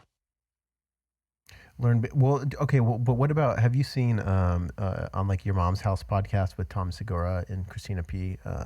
They have like people with fetishes on like on their podcast, and they'll show the videos. There's this one guy that was. I mean, that's his thing. He was in like a shit tank, like a sewer. Yeah, scat like is nuts, dude. Yeah, have you seen that? Like he's literally just rubbing Yeah. himself in human feces and stuff, and that's like what he gets off on. And like, how do you like? How is that a learned behavior? You know, like what? How do you learn that of whatever you were observing? It's not like he like his dad did that when he was younger, and he just really loves his dad. You know what I mean? So Lacan is a predecessor to Freud, or a successor rather, and he talks about transference of attributes to items in modernity. Like, oh, Mm. so let's say you somehow have like you get to the point where you have a fetish, so now you like women's shoes. Like those are Yeah. attractive. So it's like you have this attribute transfer to a thing that is technically an object, but it mentally to you holds these attributes. Mm. So human desire is really interesting and So odd. yeah, it could be like, oh, I love asses. Oh, I love buttholes. Oh, I love poop. Yeah, now poop on my chest. I'll give you $80, you know. Oh no! I mean, it's the amount of people that probably are really into that is probably way higher than we think. Well, the internet has allowed you to pursue more and more stimulation for better or for worse, which I'm like totally down for because like everybody just like being more sexually open is like cool because we're just more accepting of stuff. Yeah. But there is a negative to that, which is people pooping on each other. I That's the mean, one. I don't kink shame, but like if I'm gonna shame one kink, like please, no poopy. yeah, it just seems, yeah, it's just, I mean, as far as the word unsanitary goes, that seems like a moderate good definition of it. Yeah, My stepdad has a story about one of his friends who thought he had a scat fetish, and then got some girl, like, willingly didn't pay her, who agreed to poop on his chest, and then the moment it touched his, it was his mouth. The moment it touched his tongue, he realized he didn't have a scat fetish. And that's hilarious to me. Like, 'cause that's like the worst point of no return, right? This is the, like, you couldn't have figured that out like 40 minutes ago, you know? I mean, I guess if you're really that, like, there's really only Oh, one man. true way to know. You know, don't knock it till you try it. But now that he's tried it, he can knock it. You know. Yeah, that's the only one I'm like, nah, I'm good. Yeah, I'll try anything, but not that. yeah. I'm in the same boat. Like, I'm not like immediately against something, but I guess I am immediately against that. Like, I don't think there's any world where, like, no matter how much I love this person, like, if that's what they're into, I just don't know that I'm gonna do anything. But I don't even know if I want to endure it for them. You know. Because, okay, even maybe in like the heat of the moment, you let that happen. There's like a 5 seconds, so, you know, it's like after you finish, right? There's like some Yeah. clarity. Okay, you get done, even if you liked it, you just have shit on you. Like, somebody Yeah. just pooped on you, now you got to clean it up. As Somebody the actually pooped on your chest, and now you got to deal with it for probably a while. Yeah. That Like, sounds how do you, horrible. like, what do you, like, you got shit on your chest in your bed. Like, you can't just stand up and go to the bathroom. Like, Oh, you got to put a tarp down. as, You do it in like as, an inflatable bathtub or something. you got this is a garage activity. You got to set Yeah. this whole thing up in there. As the great philosopher Lil Wayne would say, as soon as I come to my senses. It do Big be brain. like that. Yeah. I've had take. Well, what else has been on your mind lately, Spencer? I mean, is that pretty much where you're at? Like, what have you been finding yourself studying? You said you've been kind of like leaning into things that just you enjoy. Have you been letting the wonderful overlords of algorithms on YouTube overtake your choices and just explore what's on there? Have you been reading anything that's jumping at you? Actually, no. So I've been reading Simulacrum and Simulation by Jean Baudrillard. And then the whole paper that I wrote actually sent me on this weird goose chase to figure out how all these ideas are connected, because a big part of modern philosophy is the fact that it's kind of referential on a bunch of other stuff that's already happened. Hmm. Like, if you go read like Slavoj Žižek's Sublime Object of Ideology, there's like, in the first 6 paragraphs, there's like 7 references to a bunch of other thinkers that have full long books and thoughts. So it's like, okay, I can't even get to this. I need to go back further to figure out where it came from. So I've kind of just been working backwards. Whenever I find somebody, I figure out where they got inspired, Yeah. because they'll maybe say it, and then I will go figure out how that informs their worldview, and then it deepens my understanding for what they're saying. It is, philosophy is very much the standing on shoulders of giants sort of thing. Like, every time I think that I have kind of an original idea, like, there's somebody who has thought about it so much long ago, and they've thought about it, and then like all of their predecessors have thought about it and written about it, and it's strange to think that you could have an original idea in philosophy nowadays. I've pretty much relented to even being smart in general. Like, it's just like not a thing that I am. And it's mostly just because of, well, I'm sure some actual genuine attributes of just like not being brilliant, just like a regular guy. 1. 2, these people are like doctorates, and they've spent literally their entire lives reading all of this. Like, real, and enough to have their own thoughts, syntheses, and maybe even ideas to reference on their own. So just comprehending that is now enough. Even comprehending it a little bit is what I've accepted. Like, anything that would change my worldview, I would think is good, no matter what my level of total comprehension is compared to them. Like, I just have relented to I'll never be as smart or understand as well as they do. That's totally fine. Thankfully, they wrote stuff down. Do you have any sort of, I don't know how true it is in my brain, but I do have this thing in the back, and maybe I just like keep the candle burning because it somehow motivates me, or it's some sort of like, here's why I'm spending so much time doing this, and it makes it okay. Do you have any sort of thoughts about, like, you know what, in the future, 10, 20, 15, 30 years from now, I'm going to write something or have discussions with people that are worthwhile in the philosophy world. Like, again, it's, self-importance that we all, but there is some sort of like self-belief of, that I almost find myself. A lot of it is to justify why I'm spending so much time in philosophical thought, because it's Yeah. like, well, why don't I like, work on my finances? Like, why don't I get some more gigs? Like, why don't I like try to get a girlfriend? Why don't I work on getting a dog? Like, of all these things that I could be doing, that could like bring my life fulfillment. Like, why am I studying philosophy? A lot of times I find myself like thinking, okay, you know what? Maybe I just have to, even if it's not true, I'm going to put this thing out that it's going to be helpful later in my life, or like it'll make sense, or I don't know. Do you have anything like that? Or is it more of just, I try to just be where I'm at and study philosophy and I don't care like what it assumes I to? don't know. So I have been plagued and characterized by having lofty ideals for what I want to do in general. Like I'm going to do a lot of things. I'll say it because it's like a really fun idea to play with, right? Mm-hmm. Like I'm going to write something someday. I'm going to create something. I'm going to do X, no matter how big or how small it is. But it rarely ever happens, you know? Mm-hmm. It's just, I think this is kind of a human thing. But I genuinely don't really try to assign any inherent value or meaning to any of it monetarily, because it's just the exploratory process in general. I just am curious and I like it. It's really stimulating. It's something that I enjoy a lot. And the feeling when you finally hear something that is just like shattering Mm-hmm. is just like, oh, oh my God.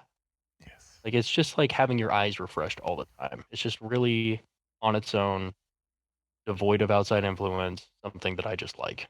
That's it. Hmm. That's just how I am. People like other stuff. That's cool. No, that's good. It actually reminds me. I saw this TikTok that was talking about. It was like a Gen Z, like an older Gen Z person or something, and he was like, if you call my hobbies a side hustle, I'm gonna punch you in the throat or something like that. He's Yeah, like, absolutely. side hustle is something that late stage millennials made up to justify their time and everything what they're doing.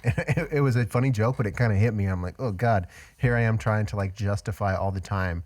Like, here I'm spending my time on this, and it's not to enjoy life. It's so it has this bigger goal, and it's like I'm like a slave to Well, it and sometimes. even that, so that's the hammer breaking, right? So that's Hmm. we've been implicitly told by the ideology of society and the implicit structures that the market system creates to my time equals value, which is not true. Time does not equal money. Time is I like time. Time this. is a finite resource, and whatever you want to do with that does not need a price tag on it. Like it being devoid of money is really enriching on its own. So it's like a degrading thought to think that I would need to assign a monetary value that I am losing to something that like. I just enjoy. I think it ruins it, and it makes it hard. I'm sure you can like um parlay this, or you feel this way as well. Yeah. Like if I thought yesterday I spent 4 hours playing Total War Warhammer 2 and listening to Slavoj Žižek, I lost $400. That sucks. But it was a really fun thing to do, and I really liked it. But if Mm-hmm. I assign money to it, it makes it like meaningless. I feel bad. I feel guilty for it, and I just don't do that. Just try my best to never do that. Yeah, Yes, I I think could technically be more productive, but is productivity even the value I am trying to attain? yeah, it's like an over focus on your legacy is like this like self help entrepreneur like kind of like weird sickness of like what are you gonna get there, bud? Like you gonna arrive? Yeah. Are you gonna have Where's it the all? destination though, I mean, the self-help industry has been co-opted by people that are just trying to make more money. So, like so much of Yeah, that Buddhist thought that's actually so pure and beautiful and untainted has just been like, here's how you can have mental wellness to grind harder, babies. That's Sigma yeah, Grindset. I wake up at 3 a.m. and I edge for punishment, and then I meditate for 8 hours, and then I edge yeah, for pleasure. Send dude. 6 emails. I mean, All right, we're not the same. I have been stuck in this. So I will say I've actually been a fan of like the self help like. I mean, since I was a teen, I think just my life of kind of this. Oh shit! There's no adults like taking care of you. You got to figure out how to do shit. Like at a young age, kind of made me like really obsessed with a lot of the self development, self help books. I remember when it was just like such a small section in the library. And now it's like the front book section over fantasy a lot of the times is like the self development sort of thing. So it's been cool. It's been very helpful in so many ways, but I also having been part of that scene for so many years, and like I've read all the most like the popular books in the self-help world. It's definitely not all, but I've read every self-help book, Jake. I have, yes. God, sometimes I say the stupidest shit, and I'm like, "You're so full of yourself." Like listening All back of to these them. I've read them podcasts. backwards too. Oh God, but it's I do see how it changed and how we could be a slave to it, and I also really love the like the backwards law that Alan Watts would say. Like if you are someone who needs these self-help books, you're kind of reciprocating the problem. You're kind of telling yourself that you're in lack of, and there's kind of this balance of accepting who you are, wanting to get better and learn new things and stuff. And a lot of times self-development books in the self-help world is kind of like that route, and that's amazing. But there almost comes a time where it's like, quit reading the books and go try it out. And I don't know. Yeah, well, there's also that feeling. So I keep talking about like hegemonic ideologies. Maybe the ideal that you are trying to be well to is fictitious. Like you have an ideal that you are trying to achieve, and you've been conditioned by society to think that you currently are not meeting that, which is why all of them are centered around productivity, because that's what's prized is you make the line go up. So you feel devoid of something that is not inherently valuable or necessarily good or part of you because society's communicated that to you. So maybe that is not really what's broken, and trying to fix that symptom is not really going to fix it, which makes sense why people would just endlessly read self-help books to be more productive, but still sad, Yeah, I mean, I see where it like reifies, old stories too, where like even just like me reading a new self-help book, like and revivifying the story of, oh, I'm Jake who had to learn it on his own, and it's just like sometimes it's stopping you from being who you really are today, and it's just kind of like rewriting you into just the next chapter of the story you made up about yourself and your life. Well, and we can even go back to how the Nazis used Eastern symbology and thought to disassociate from um, like horrible atrocities. So just because you figure out or do engage with any of these ideas doesn't inherently make you a good person that has good ethics, values, and moral systems. It's just somebody who figured out how to disassociate, like be mindful. That doesn't inherently make you any better per se, and it's still a good thing to pursue, but everybody's seen, and there's like a lot of signaling that goes on the internet with this as well. The person that all of a sudden is enlightened on your feed, but is like subtly the worst person you've ever met in real life, So it's like you're kind of fictitiously telling yourself, like, oh, I read X book, I'm so much better, and then it's an excuse to just engage in all the behavior you once did. So there's like no one real ticket to getting better or like being better that it can just be found in like a book. I do think that Alan Watts' books are very beautiful and untainted, though. He was like a really pure thinker.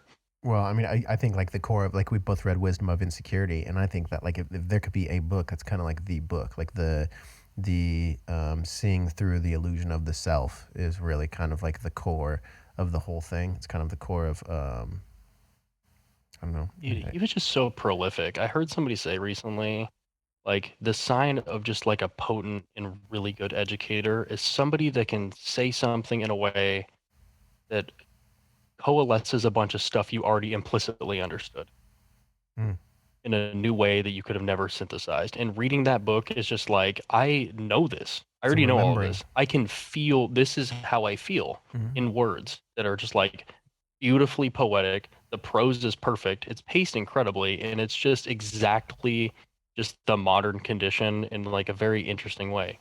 And that's why I just think that he touches a lot of people because of that feeling. Yeah, I mean, that's exactly what it is. It's not, you're not learning something new. You're remembering, and you're also unlearning through that remembering. And it's this weird thing that, and it's also on, I mean, it's on a spiritual level. I know that word is just so sticky, but it's on a spiritual level because it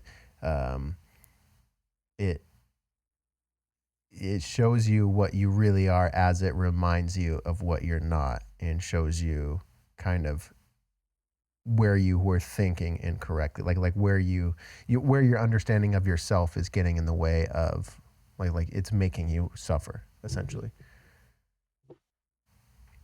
Yeah, it's I don't know. I still come back to a lot of Alan Watts. He's still, I mean, probably one of my favorite philosophers. I still consistently listen to a lot of his lectures. Sam Harris on his Waking Up app actually just added like 17 lectures from the backlog of Alan Watts. And I've heard most of them before, but it's so nice to just have that at my fingertips all the time. I'm just really glad that he was alive right at the time in which that audio recording became pretty good, because it's not only what he says and writes, it's just the way that he speaks. Like the whole presentation and package really just like adds to everything. He was just great, just really prolific in a lot of Dude, it. it really makes me want to teach with a chalkboard. Like I just want to teach people while I have a chalkboard with me, because in so many of them you could see, like if you see any videos, he's drawing simple things, little stick figures or a little feather, or a little bird or whatever, to like kind of hold space for his points. And those little visualizations probably helped the crowd, understand things a lot really well. And then you can kind of hear the chalk hitting the board in a lot of the audio lectures. And it just makes me want to write things with chalk or a whiteboard. So I think Ram Dass actually does really well. I've spent a lot of time listening to Ram Dass too. Like kind of he is more on the spiritual. Like he would say, he teaches the path of love. And he famously followed a guru, but his talks are kind of the same thing. Or Gangaji, if you've ever heard of her, they're like, it's literally just a remembering. Like the crowd is so silent, the crowd is listening. The crowd isn't really like intellectualizing or like, well, how does that work and how does that work? It's this just listening and like feeling what they're telling you about the human condition, and it unwinds all the questions that you thought you had. And so it's a reminding rather than a new information. So it's almost something like we know inherently in our psyche as humans. It's just part of being a soul vessel we're being reminded of by this like not self speeches that we hear from these people. Yeah, it's I feel really interesting about that feeling because I'm just not an essentialist. Like What do you mean? essentialism would be like there is a metaphysical, it's kind of what I think that Jung thought this. There's like a metaphysical essence to a man or a woman or X thing that is like ethereal and like true and unbending. It's, you can see it a lot of like neo spiritual movements, especially in the West. Like Aubrey Marcus will use a lot of language that's essentialist. Like it honestly operates on like a binary a lot. So like men are order, women are chaos, stuff like that. I just don't think that that is fundamentally true, but it's always interesting to listen to people who say stuff and you feel it, right? Like you feel like this is inherent to the human condition, which affronts essentialist thought, which is kind of an essentialist thought in a way. So it's just always interesting for me to engage with stuff like that because it's like impactful and I can't really figure out why. Right. Yeah. But it is difficult of the words don't quite do it, and there is like a lot of ways that you can kind of dispute the words. It's like, well, like what you're saying doesn't really make sense, but I do kind of get what you mean. Is a lot of where that area goes. You were talking about. I had sent you the other day clips from Rebel, or a video from Rebel Wisdom. Weren't you saying something about like you were recently thinking about their channel? What was that for? Was that for Yeah, paper, so or? I have been trying to figure out. So in America, there is a like Christian fundamentalism just kind of lies at the base of a lot of things and structures that we believe, whether you are a Christian or not. It is just like Max A Weber and lot. the Protestant ethic, right? It's just Yeah. like ingrained in the way that we have society. Like you're Mhm. steeped in the ideology. And in movements or people that usually detract from social movements, trans rights, stuff like that, just left-leaning workers movements, they all are really disparate. So like Jordan Peterson is a he's just like a Christian conservative, so he detracts from that, and he has a lot of essentialist thought. Aubrey Marcus has some detracting from that, and he's part of the neo-spiritual movement. And I just found that in a lot of these people, like in maybe in the IDW, there's just, I was trying to figure out a through line because they seem very disparate in their total thought process, but they all kind of coalesce to fight against a lot of this stuff. And I determined that it's just essentialist thought to some degree. So it's like there's a real metaphysical essence to gender or humanity in general. Like it's not a materialist thought. Like we have a soul. There's a specific essence to all things, and it's on like an astral realm. It's like the Jungian idea or the Freudian idea of that. And I wanted to know about their channel because when I engaged with them maybe years ago, I thought that they were the most reasonable of the rationals and the skeptics, because there's a lot of skeptic thought that is kind of just like shitheady on YouTube. I mean, you're just gonna get it, but they just seemed so coherent. Yet I disagreed with them in so many ways, so I was just intrigued more than anything. Yeah, the David Fuller used to work for like one of the major news networks. He's like one of the main guys of the channel. Yeah, he and worked for BBC, I'm pretty sure. I looked it up yeah, after we talked. yeah, and so he's very logical, and I think he's as far as journalistic integrity goes, or even just kind of like just for lack of a better term, like the essence of what a journalist should be. I feel like he kind of like it's a thing of importance to him. He doesn't get caught up by all the stuff that comes with being a journalist or like a news reporter nowadays. This just seems to really miss the point, and it seems to, like you said, be captured by capitalism just too much to actually be an arbiter of truth or real useful information. It's just so painted with bias. So I just feel like, I have liked a lot of his stuff. Like I was saying, the last, I don't know, with a lot of like the pandemic stuff and a lot of like the Ukraine stuff, I didn't like their opinions very much. I don't know. I feel like they kind of got caught in the web of things. You have a very interesting perspective on a lot of this too, because I've just found that you just like you don't like conflict very much in these spaces, like a non agreement and solution based response. So is that what's occurring here? Yeah, probably. I mean, I naturally do not like conflict. Just as my person, I actually avoid conflict, which is actually like a detriment to my personality and relationships sometimes. But to me, I'm just about solutions, and I know that sounds like douchey, but it's like when there's a problem. If it's a real problem, let's not stroke each other feeling good about pointing out the problem. Like, let's talk about a solution. What's next? And I don't know. It seems like a waste of time a lot of times to get caught up too into the weeds and like, well, I don't know. And I think to some degree it is. The political climate of modernity is it's hard because opposing factions fundamentally have different values and see the world differently enough to where it would be I think impossible to actually have a solution, because just the value structure and the way that thought is produced is just not close enough. Yeah, you'd have to have a same end goal. Yeah, and it's just like the fundamental aims and goals of many disparate factions are different enough, and a lot of times propaganda is stoking the fires of all of this, where it's just causing friction because they don't want you to look at something else. But I think the consensus is not a thing that happens anymore. But I will say, I think a lot of my perspective, this sounds so cheesy. I think a lot of my perspective comes from like this, like the answer is love sort of thing. Like at the core of whatever you're fighting about, cool. At the core of whatever arguing about, cool. But like, what is a human? What's humanity? Like, what do we need to get together? What's actually important? Like not through the labels, not through the menu of like bullet points of things that are important. Even beyond like our hierarchy of needs, or maybe even like not far removed from it. Like the answer, I don't know. Like I understand that I'm like very far detached from like we do have to solve the problems. There does have to be discussion. There does have to be like boots on the ground. Like this, we can't just all decide to sit on the ground, crisscross applesauce, and it's all solved. I get that, but I don't know. A lot of the times, the things to me, I don't even become involved with them when I see other people arguing about specifics.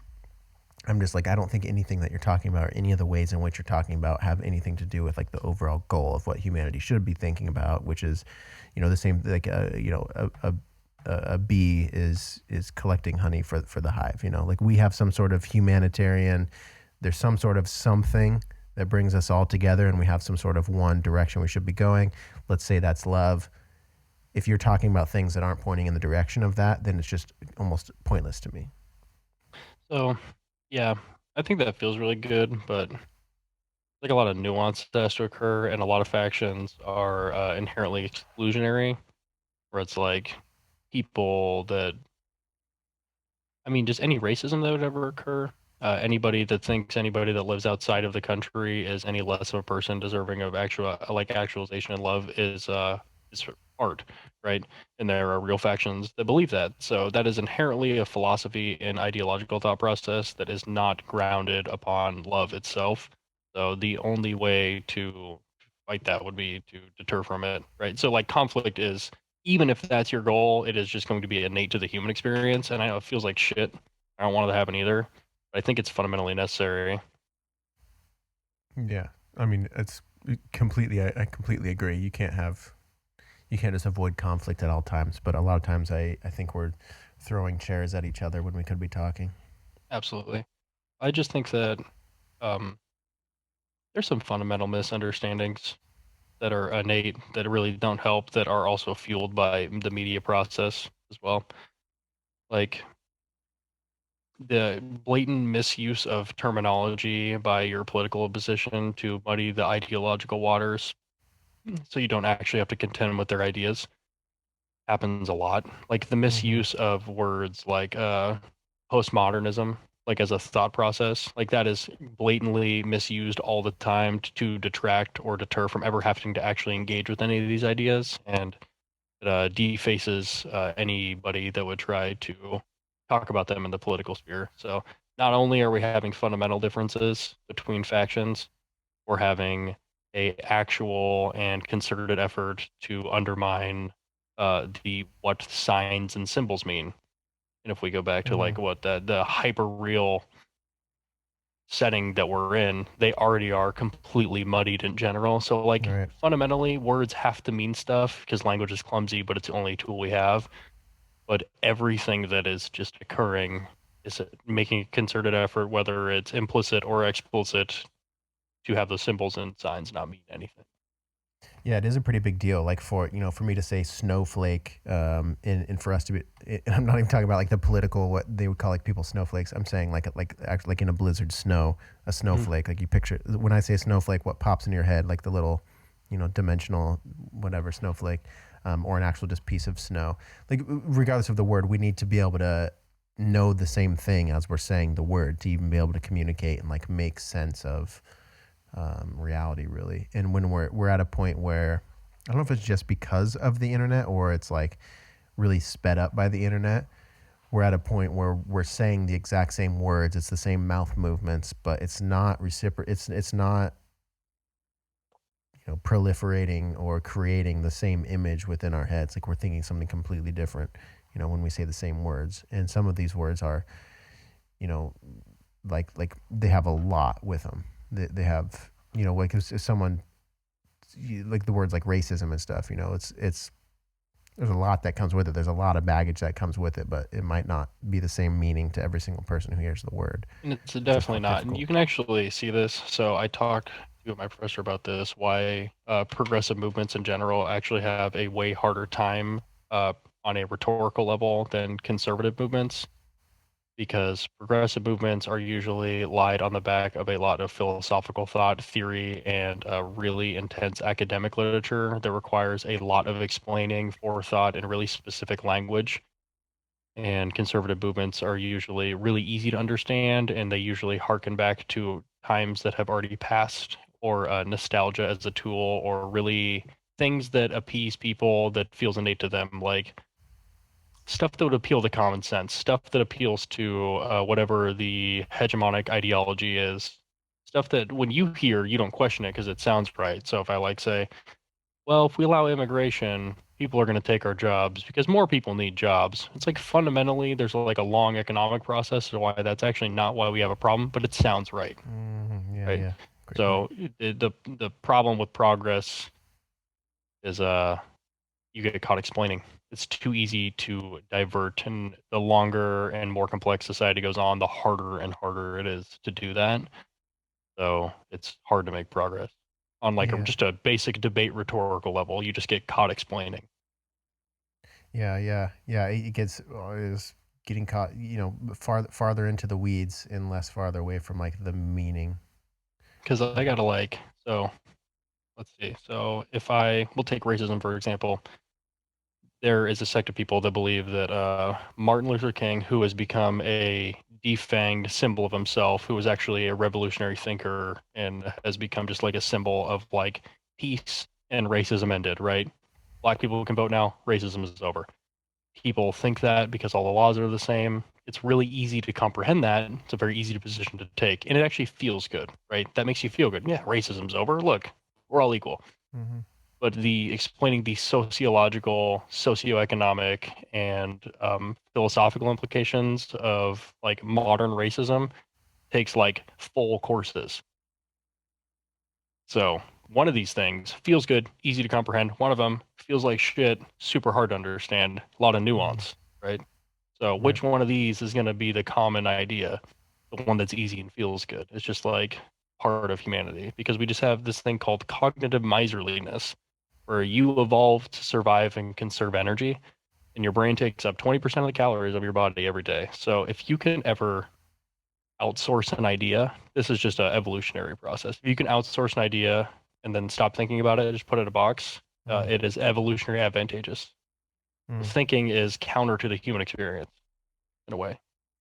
I think blame falls in that category too. Like we want to find a person to blame. Like who is at fault for this? It feels good to find like there they are. Let's put it all this stuff that's chaotic, that hurts my arms to carry because my arms are weak. I just want to put it on them, and that's blame. And it kind of falls in that same category. We just want that one thing. Like it's this. It's Yeah, that's easy. why minorities are a good scapegoat for movements that would use them. Because instead of explaining the socio-economic pressures of neoliberal market fundamentalism, I can just say, minorities take your jobs. Like one of those super easy to understand, and it feels better, I'm sure, because it's like, people that don't look like me, their fault. It's not the That's easy. whole hegemonic complex structure of global capital and all of the small implicit details of the ideology I've been steeped in my entire life. It's actually brown people.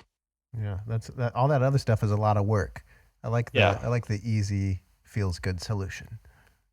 So, and people are rightfully mad about stuff. That's kind of the problem with movements that would divert social antagonism to minorities or any protected class of people, because it's taking a really real feeling, right? Economic insecurity, a lack of actualization. Society is obviously not made for you to survive or thrive in. You just are a puppet to many things and you don't have a lot of agency. And so instead of taking that energy and diverting it somewhere where it can change, you just divert it towards minorities. And now you can stop minorities from gaining progress in society, which is usually your political goal as well. And you divert all the political antagonism away from the oil barons. It's easy. It's easier to do. So it's like having consensus is hard because there's just like a lot of bad actors.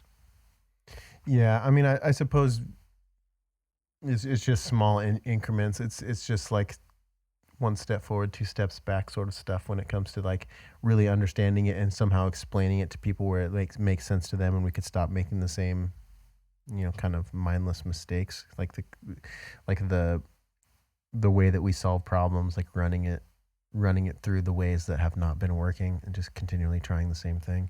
Yeah, I think it'd be fallacious to even think that anybody that is a part of any system that is in control, including billionaires, actively even trying to solve anything, because the system is obviously working as intended right now. I mean, they make a lot of money all the time. They have all the power. Like, why would change actually, why would they want it to occur? Like, this is working as intended. Mm-hmm. Well, now we live in our deterministic universe. We live in a deterministic economy. Okay, well, we're creeping up towards the 2-hour mark here, Spencer. I do want to That's like crazy, man. I know, like, what it just happened so quick. I was thinking like just to go meta on. like our conversations, I mean, like when we have these on the podcast, like they're inherently philosophical. Like we both enjoy studying philosophy. You are actually an academic in philosophy. I'm just a turd who like listens to audiobooks and YouTube lectures and reads random shit and thinks about stuff. But like, I don't know, like what thinking about like the future of, I don't know. I don't want to say like, how can we make our conversations helpful? Like, because I'm kind of over this, like I'm going to save the world.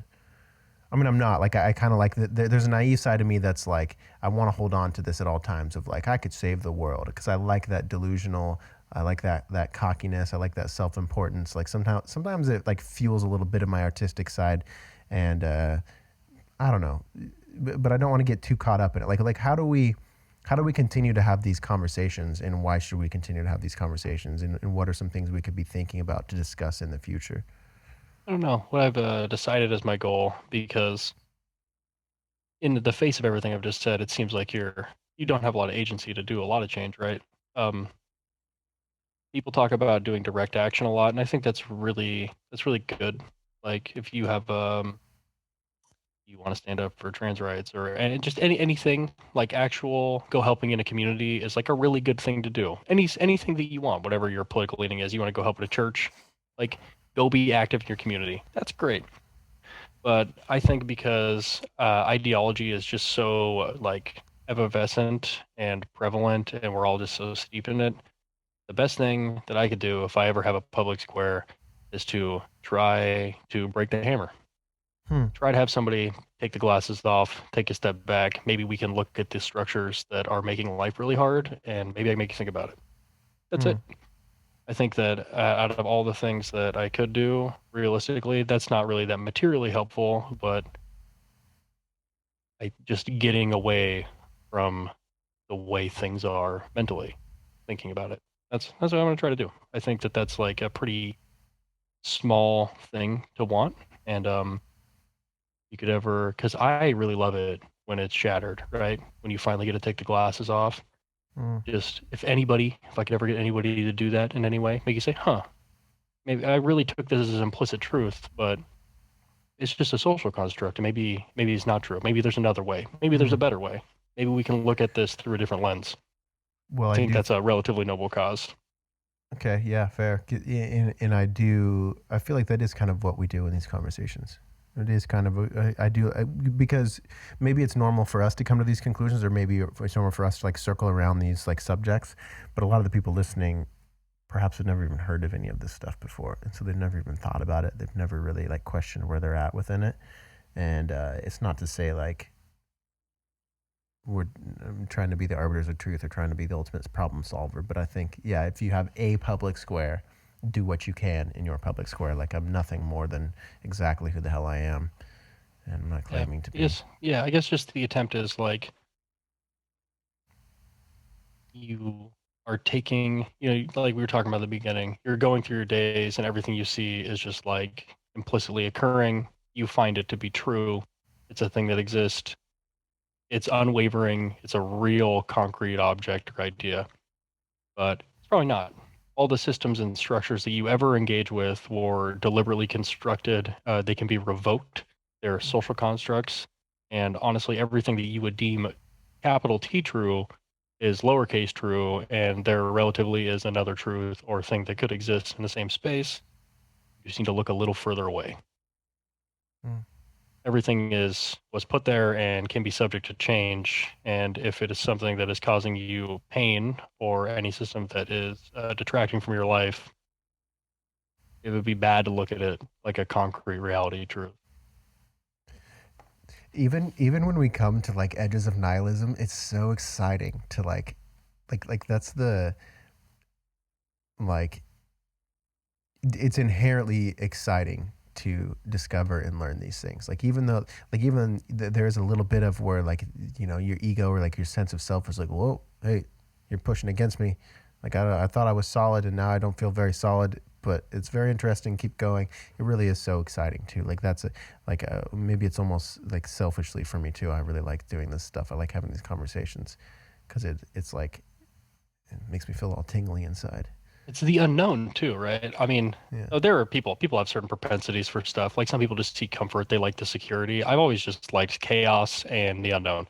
So just kind of like flinging Yeah. yourself metaphysically through whatever is going to be as deconstructive as physically possible is like super titillating. That's just like not for everybody. That's totally fine.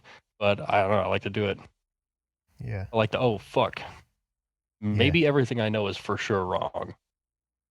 To being wrong, I realized that I think that I'm wrong about determinism. Something I talked about this earlier, something that I have like been fairly certain on in myself for a while.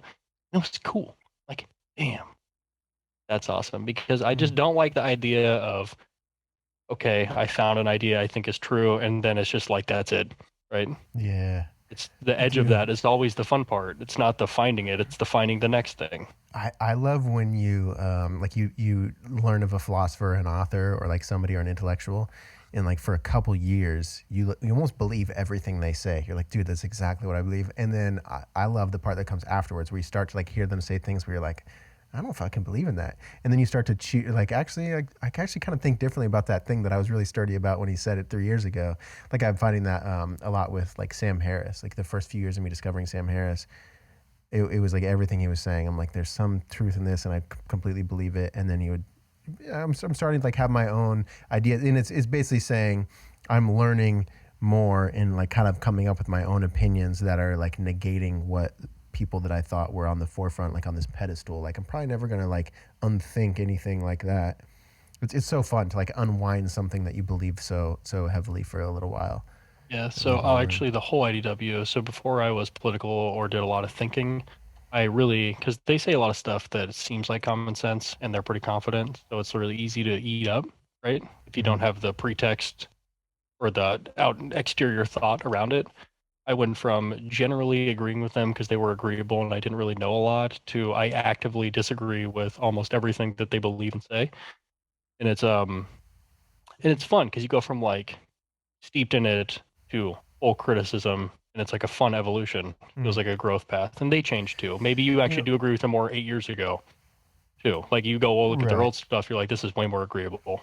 Well, and it's, I mean, I think it's like not believing all of what they say or believing all of what they say is just like, nobody's really going to do that anyway. I mean, I guess I just said like at the beginning, I was like eating up a lot of it, but you know what I was actually thinking about, I was going to tell you this.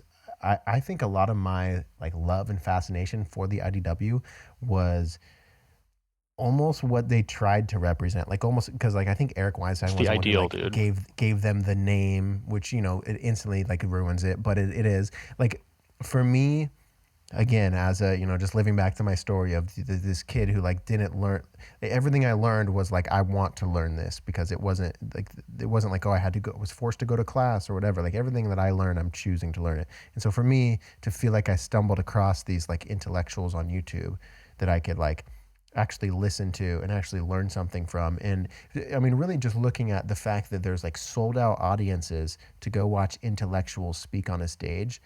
Wow, that's so cool. Like what a cool thing. And like for me to like notice from a meta perspective, like what a cool thing for me to like get into and like genuinely have interest in at like 26, 27 years of age. Like I think this seems really cool. I really like being a part of this whole thing where I'm one of the people in the audience who's like, listening and thinking about what like the really smart professors are saying. And maybe it's a lot of, I didn't go to school, so I didn't ever actually like see actual professors teaching a class. I never actually got really any of that like connection.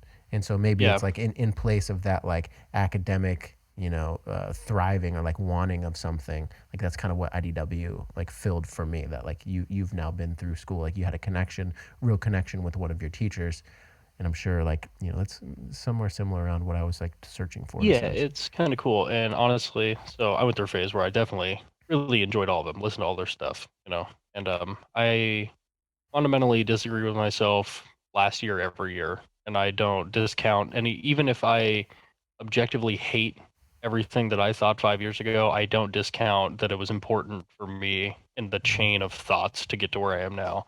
It's hard, but Although, yeah, good. like, usually Eric and Jordan Peterson, usually their whole thing is something that like I am really fundamentally critical of now. Like I really honestly detest it in a lot of ways. It was fundamental for me to get to here in general. Like just the process of curiosity was important. So that was good. Right. Yeah. Yeah. Yeah. And the That. symbol of them is cool too. Like the idea they represent more than themselves is like um being an arbiter of logic or being an arbiter of something that is being unspoken, right? That Mhm. inherently feels good. Whether that's even happening or not is really not the point. It's just like Mhm. as like a young kid, because I wasn't very old, I was probably like 18, 19, it like feels cool. Yeah. Sounds Yeah. good. There's something about right, like just like we were talking about at the beginning. There's something punk rock about it. Like there's something like about these guys. And they would, even like Sam Harris before, like he would call him and the other atheists like the four horsemen of the apocalypse or some shit like I that. actually Uh, love Sam Harris' atheist kick. He's very anti-Islam for some very probably less than stellar reasons, but I still agree with him a lot in some ways. he's so mixed up in things that I just don't understand. A lot of the times he's like so. Yeah, he's lost in the sauce now. Yeah, but I will say, man, his app is just getting better and better. The waking up app, like, Well, yeah, dude, use that. It's great. it's so good. Like he continually adds more and more stuff to it. He has some that are from, it's like old Advaita text, but he has this woman read it who's like she's some level of enlightened for sure. I forget her name. I forget her name, but she's wonderful. Like her voice is wonderful. So it sounds really nice. They made the recordings nice. They have like some music in the background, and she reads these texts, but you treat them like a meditation. So like you sit in the morning, or I'm gonna sit for 30 minutes unmoving while I listen to like this wonderful woman read this text, and it's kind of explaining like what you are and what you are not, and getting through the illusory self in real time through these texts. So anyway, it's very fun. I'm really liking where it's going. I have a lot of respect for Sam Harris in that app. Yeah, Yeah. it's the best one. And honestly, like even though Sam Harris is less egregious, but even though you detract from somebody's whole political or ideological worldview in some places, that doesn't mean that other stuff they do that is good isn't good, Right. right? Like Yeah. that app and all the stuff that he does on it is objectively awesome, right? Right. It's not like a binary, right? Like some stuff people do great, some stuff they do not great. It's like part Uh-huh. of being a person. Yep. It reminds me all the time of anytime I'm insecure about like I'll put out one clip, or like here's 1 minute of my conversation with Spencer. Here's 1 minute of my conversation on like the word God or the word spiritual. Like I'll put that out there, and I'm like, God, dude, like now someone is gonna have like, this is all they're gonna see of me. This is all they're gonna know of me, and this is their whole opinion of me.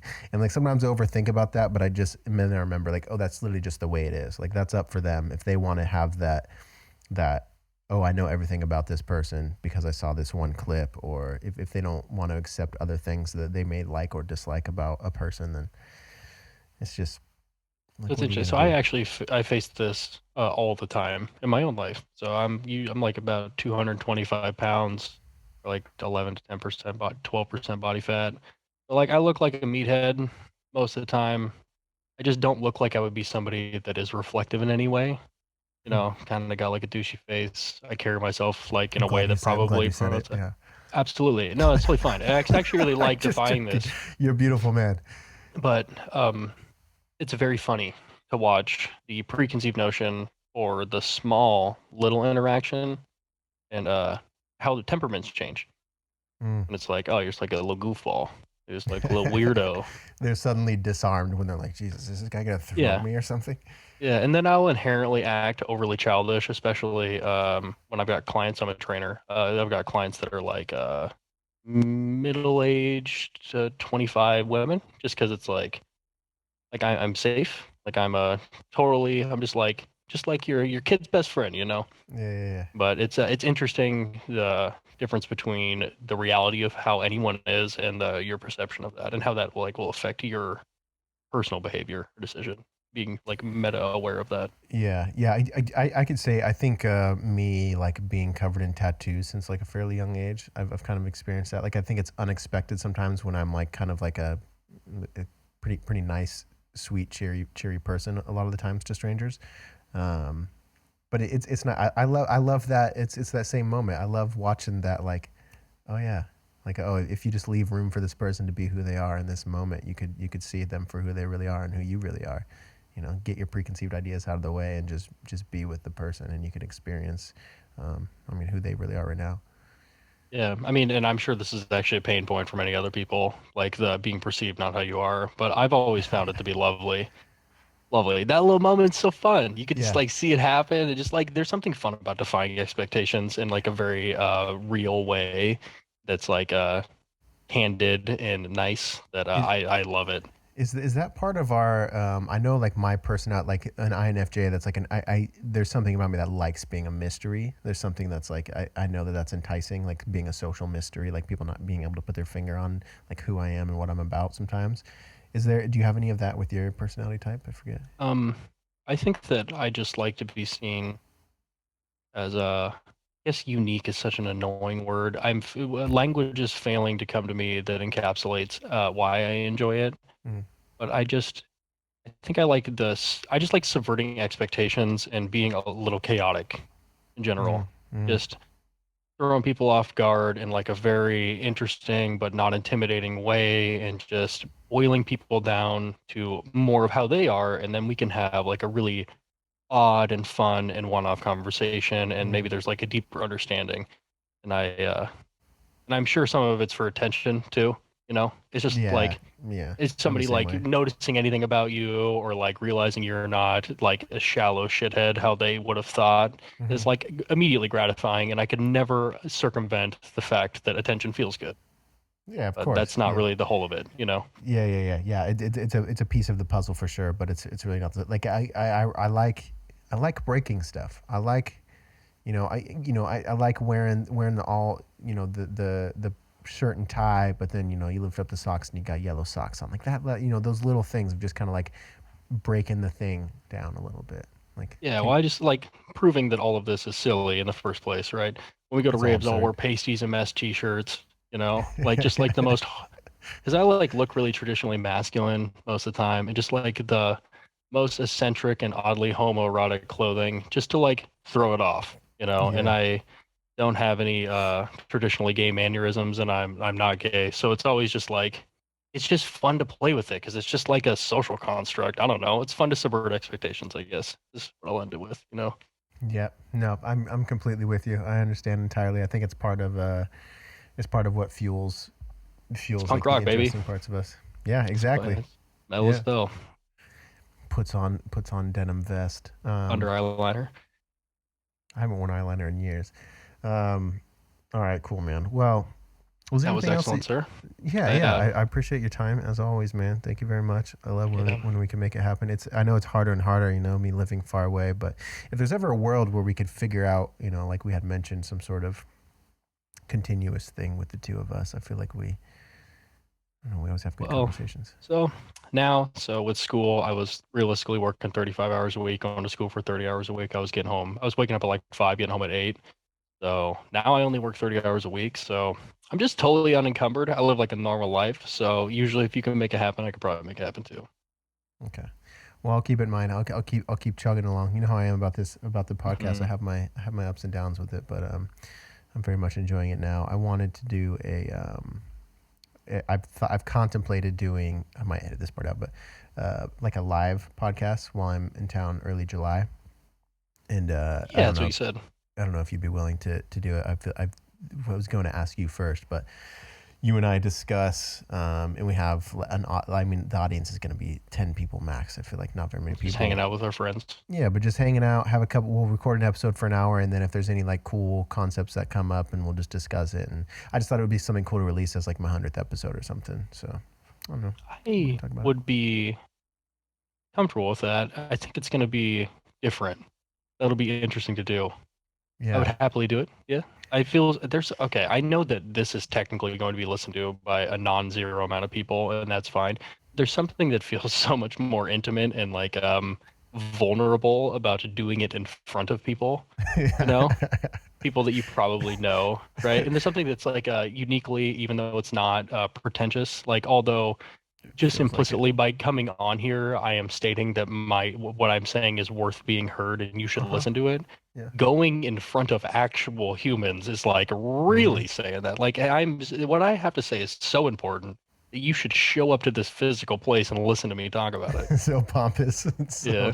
Yeah, yeah. Dude, it's the part of imposter syndrome. It's a part of anybody doing anything. Like if you have something to say, just fucking do it. But I actually, like a month ago, I DJ'd for my first time in Austin. I haven't played out here, but I didn't want to stand up, bro. Like I didn't. I was like, I kept when I was practicing and I was planning out like what I was gonna bring. I was like, I'm not going to stand up for this DJ set because I got it in my head. I was like, I don't really feel like I don't really want people like staring at me. I don't really want to be like I'm the DJ up here and you guys bow down to me. Like there was something about it. I don't know if it's inherently connected, but I did my whole set sitting down actually. Well, And you then really did it sitting. I 100% did it sitting because I Interesting. got into my head about like You're just I kind d- of hiding. like yeah, like don't, and I was also like singing and stuff a lot too. Like this was one of the first sets where I did like 8 or 9 original songs.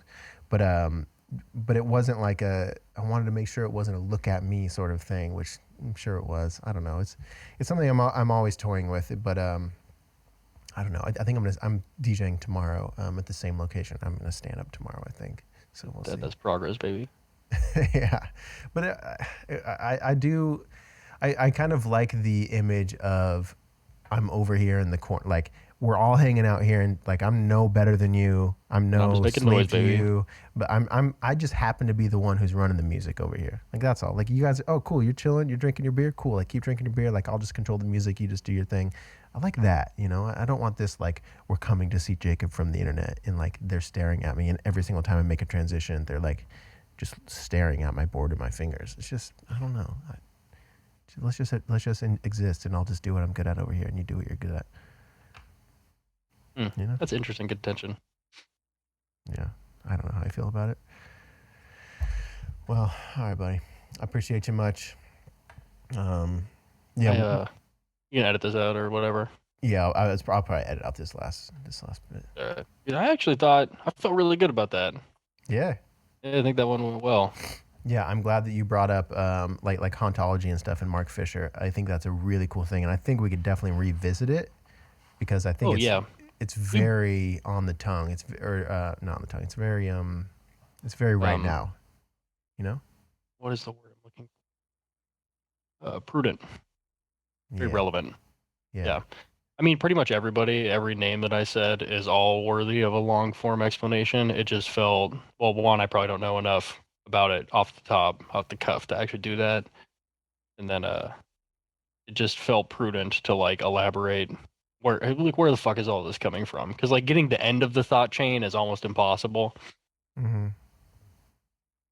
I don't know. Hopefully it wasn't that clumsy, and at least it's hard to know if somebody else is going to understand what you're saying because I already understand all the stuff, you know? So it's like I don't know what needs to be said all the way to explain this.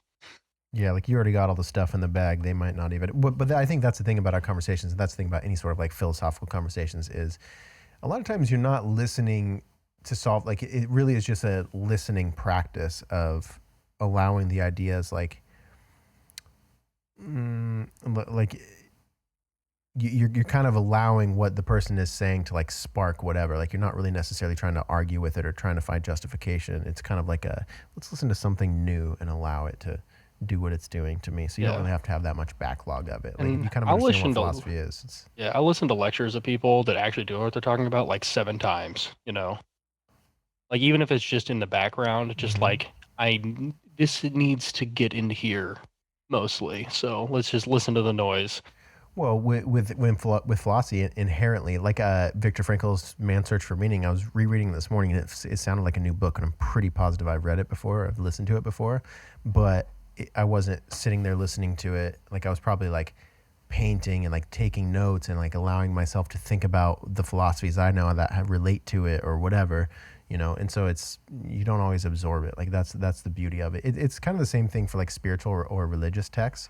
It's not meant to be like, oh, I read it once and now I know all the information. It's like at different times in your life with different information and different moods, it kind of like sparks different things within you. So it's funny that you say that because it's just that is very real, but it's relevant to me currently. I liked The Matrix as a kid. I watched it again before I engaged with these two thinkers, Jean Baudrillard and Mark Fisher. And then I said out loud, like, wow, this is way less deep than I thought it was. Like, this is actually kind of if we live in a simulation, bro, so fucking deep. But I'm actually was just an idiot and I didn't know what I didn't know yet. And then it became deep again when I understood the actual contextual meaning of the thing. And it was very humbling in a way. It's like, you're actually a fucking idiot all the time. Maybe you should stop complaining about stuff. Oh, I love it Like, though. you That's dipshit, you know? consistently unwinding what we thought we knew. Yeah. It's just, I don't know. You get sat down all the time, which I actually like it. I think that's a really good experience to have. It was funny because it's like, to somebody somewhere, if I said this to them and they already knew, I'm the fucking idiot. And you know what? Nice. That's cool. But I definitely was. I'm okay with being the idiot. I don't care. Absolutely. I'll happily be the idiot. Cool. All right, brother. Well, I appreciate you, man. Yeah, feel free to, any ideas you have about the world, any thoughts that you have, shoot me with a text, give me a call, Snapchat me, whatever. Like I'll get back to you, whatever. Same thing we've been doing. And Definitely really got to unload today. This felt pretty good. Because it's like hard to talk to other people about this. Because it's like going to be like I try to, I'll tell my girlfriend and she'll just fucking listen. She will. She'll listen to me no matter what.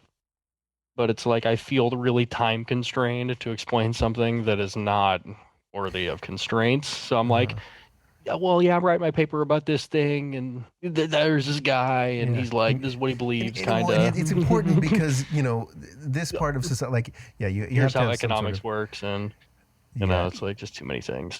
I seem to be, especially with you and I seem to be someone who is pretty good at understanding overall meaning. Like I'm not too literal of a person.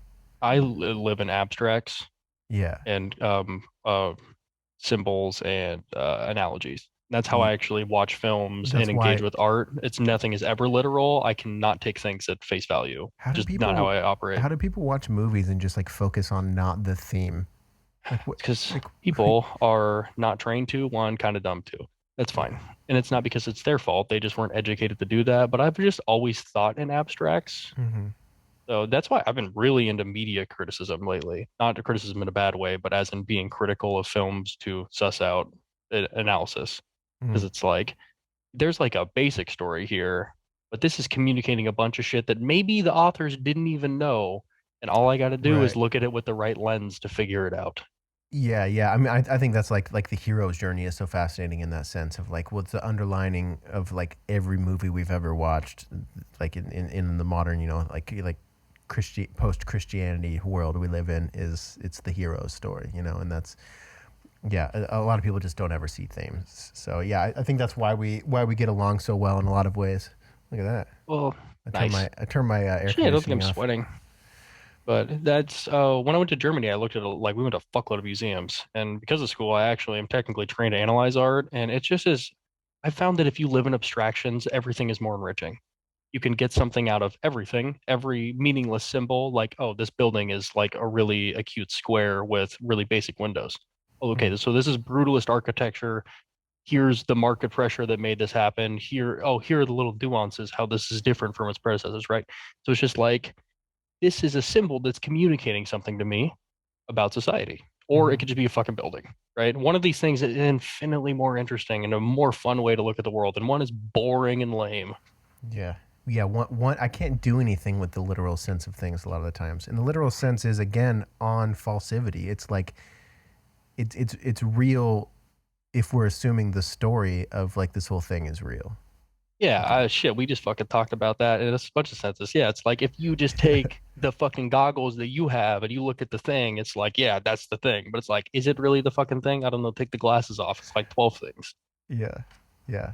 Yeah, it is actually at what level we perceive things. I mean, it kind of brings it back to like the concept of time again too. Like I think we can I think that people like you and I likely perceive time itself differently than like a literal thinker. And that's a whole thing we can unpack at another date. But Yeah, we should talk about. So, actually, a big part of Mark Fisher's thing is temporality being ruined because art won't make new stuff. So, like, that's why everything feels like, oh, the 80s are back. Oh, the 70s are back. We've lost our transition in time and we have a sense of um, retrograde amnesia where we can remember everything up to a certain date and then nothing beyond it. And we just are forced to relive the same 4 decades of culture over and over and over again. That's why everything plays on nostalgia. What have you looked much into outside of like scoffing because it's kind of silly, like woo woo, like the mandala effect? Have you looked in or heard anything about this mandala effect? Where it's like people will all misremember the same thing, like the Bernstein Bears. Yeah, but it keeps getting weirder and fucking weirder, and I think that's probably because I'm clicking on things on the internet, and so it's showing me the weirder, like more, closer to meeting Q himself of QAnon sort of clicks that I'm taking. But there is something about that too that is very weird. I think that like we're gonna start misremembering things in like a very chaotic way. Well, that makes sense though, because everything's becoming like a shitty symbol of itself, and nothing is ever its real form anymore. So it's Yeah, like we're misremembering the simulation of the thing. yeah, That makes sense. yeah. Because you can't find bases. Like once you misremember it, you can't like go back to solidarity Everything's if solidarity was never true. it's just fucked. Everything is fucked, and that's like the temporalness of reality, art, and culture is just like suspended in time and fucking a mess. Because we just keep saying the same symbols that are just like slightly adjusted over and over and over again until they just are self-referential and meaningless. And now it's just like a fucking mess. There's just like nothing means anything, and it's all not how it should be, I guess. I think we are going to upgrade like our senses or like dude, I think something is gonna fucking maybe it's through technology, maybe it's like the I don't know. It does it feel like to you that we're getting to a heading of sorts, like a something that's going to happen, like whether that's like the fucking end of humans as we know it, or if it's like, oh, we discover this new particle and we can do things with it, and now I don't know. It seems like we're No, I don't. I approaching something, actually, I or don't think maybe I want so. us to. I think it feels like we're approaching something, but we just keep repeating the same loop over and over again. And every time science gets a little better, more efficient, that could actually help people, it never does. It always goes to making bombs or whatever. And it's just like a really boring dystopian view. What if science isn't the way out? Well, I actually think that ideology is the way out. That's kind of why I said that if I can get you to look at your own ideology, that's the best thing I could ever do. Because the only way that we can take all that science and make it good is if we change the lens in which we look at everything. Mm. Maybe it's not the science itself, it's the application of it. It's, oh, we found out that we can do quantum computing, but we're not going to apply it correctly because our ideology that we're bathed in is not going to allow us to make anyone's lives better or make anything new because we have a very rigid view of what is true and what is real. But I wonder if there's a way that we could take the technology, like the inventions, like the things that we were doing for this certain thing, and then once we suddenly realize, oh, okay, this is not going to actually solve the problems that we've been like hoping it would, we just suddenly take that technology, that magic, and just completely apply it to something that we never thought of applying it to before. Yeah, I think that's a really like one Fun. idea, and Fun. yeah, no, it actually is though, and it honestly it makes sense why it would happen because it feels really good. It's like, oh fuck yes, someone's gonna save it, All somebody's the gonna do the answers, thing. everything's solved. But it almost feels like a red herring for the real solution to things, where it's like, what are the problems? We're having really bad material conditions for most people. Most of the world lives in abject poverty and is subject to terrible working conditions because of the machine of the market that we've chosen. And housing costs a lot, and rich people are too rich compared to poor people. Okay, so these all have really simple and mundane answers, which is like, change the base, change the economic system. It's not sexy. We don't need science for it. But people in charge will sell you what's called retro-futurism. They will take, this is a hauntological concept too. They will take the sci-fi tropes of the mid 80s, package them into new products, and say that they are revolutionary and they are going to help and change because Bitcoin. the tone, yes, Bitcoin. I'll send you a video. It's like 2 hours. You should watch it. I really like it. Okay. But there is like, because of the stories and the ideology that we have, there is like a very godlike savior complex that is ingrained in Christianity. That's like the hero is a part of Western ideology and culture. So having somebody that will take all of the symbols and all of the concepts from the ideas of sci-fi to save the world, all the media, because we really view the world through stories in a lot of ways, and media is really anchoring. They will give you like this Tesla truck or like going to Mars, and this is a red herring from solving the real problem, which would fundamentally make them lose power in society. So it's like a twofold thing. Like they're pacifying society and gaining social credit. Or retro-futurist ideas, when actually all the ideas that would help everybody is stuff they actively don't want to happen. Yeah, part of me thinks like there's no way we could get duped again, but you know, here we are. All the time, baby. I'm getting duped right now. Guarantee it. I don't even know it. We're always getting Not even real, duped. dude. Oh God. Well, but maybe that's just, maybe I'm just a soy boy beta liberal cuck. And maybe science will save everything. I don't know. Maybe I just need to like, I don't know, eat beef. I think that is your problem actually. But or speaking Germanic and invade the Romans. Really? Yeah, I don't know, man. It's been fun though. I enjoy your company. It was damn good to see you, man. I feel like it's been too long. I know it has been. I know. I feel like we didn't like we didn't fully. There's always so many things that like I don't talk to very many people, so like there's so many things that I'm like, oh, I want to tell Spencer. I did want to. I don't like want to get too deep into it now. We could save it for another time, but I wanted to talk to you about like all this kundalini stuff at some point. Like I genuinely like the way my belief system is right now is so weird, and it's been like kundalini. Like, isn't that a form of yoga?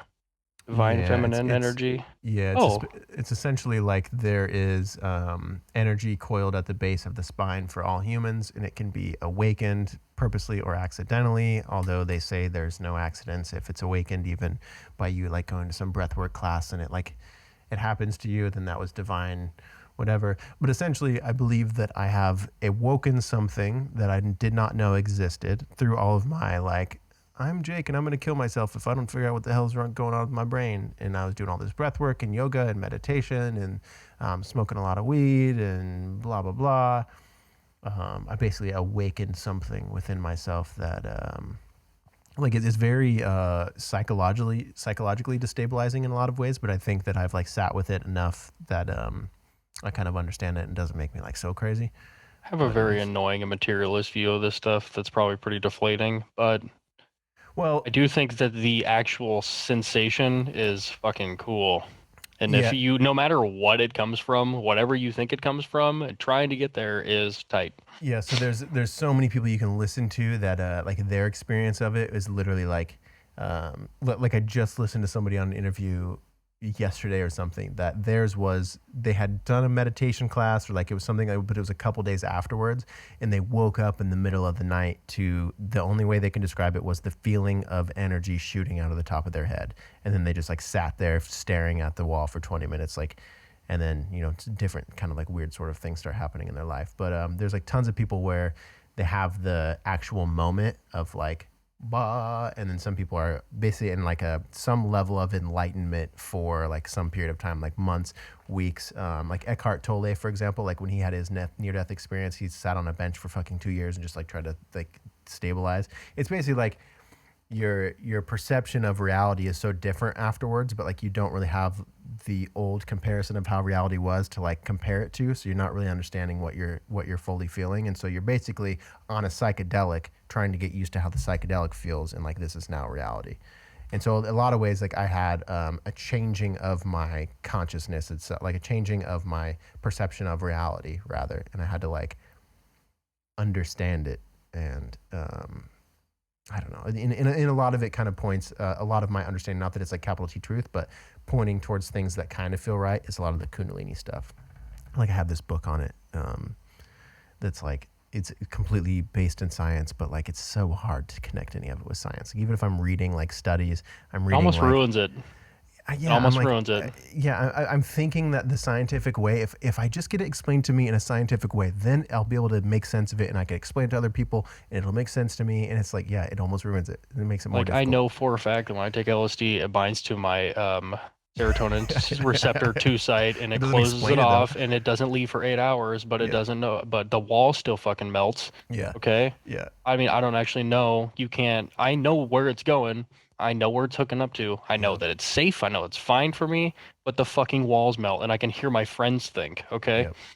Yeah, So when you it's can not an find that on answer. Science Direct, I don't really know. I remember saying at one point before I like even kind of, it was like years before like the edge of my depression where I like really started like looking it up. I just like had dealt with depression. I had friends with depression. I remember like dying on the hill. I was like, so like, you guys don't understand. Depression is a chemical imbalance in the brain. The person cannot help. I'm like, what? How the fuck is that Maybe. an answer? But I don't okay, but really even think so, like, so, though. what is that? What does that even mean though? Like, how is that an answer? It's like, what are you even saying? Like, Well, it fundamentally doesn't change the material condition to understand why it's happening, right?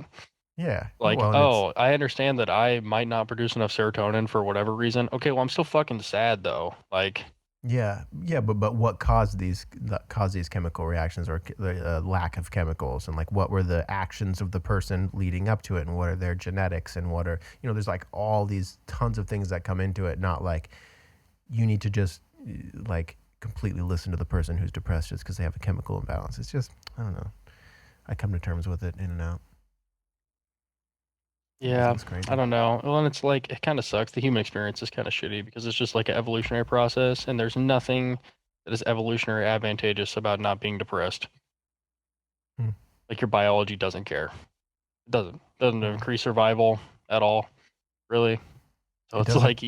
like you can still make kids. So I mean, well, like, even socially, it actually brings you down the social hierarchy. Like there's an innate yuckiness that comes with depression or anxiety or like a, anxiety was a great adaptation because, like, oh, there's tigers. Oh man, I can need to be anxious about yeah. that. But Tigers will kill you. identifying as being someone who is anxious and like allowing that to be your personality, allowing to that to be the thing that you make podcast episodes about, is inherently ucky to the outside world. It's like Yeah, ugh. Like there's not females who are running for the protection of the dude who's anxious.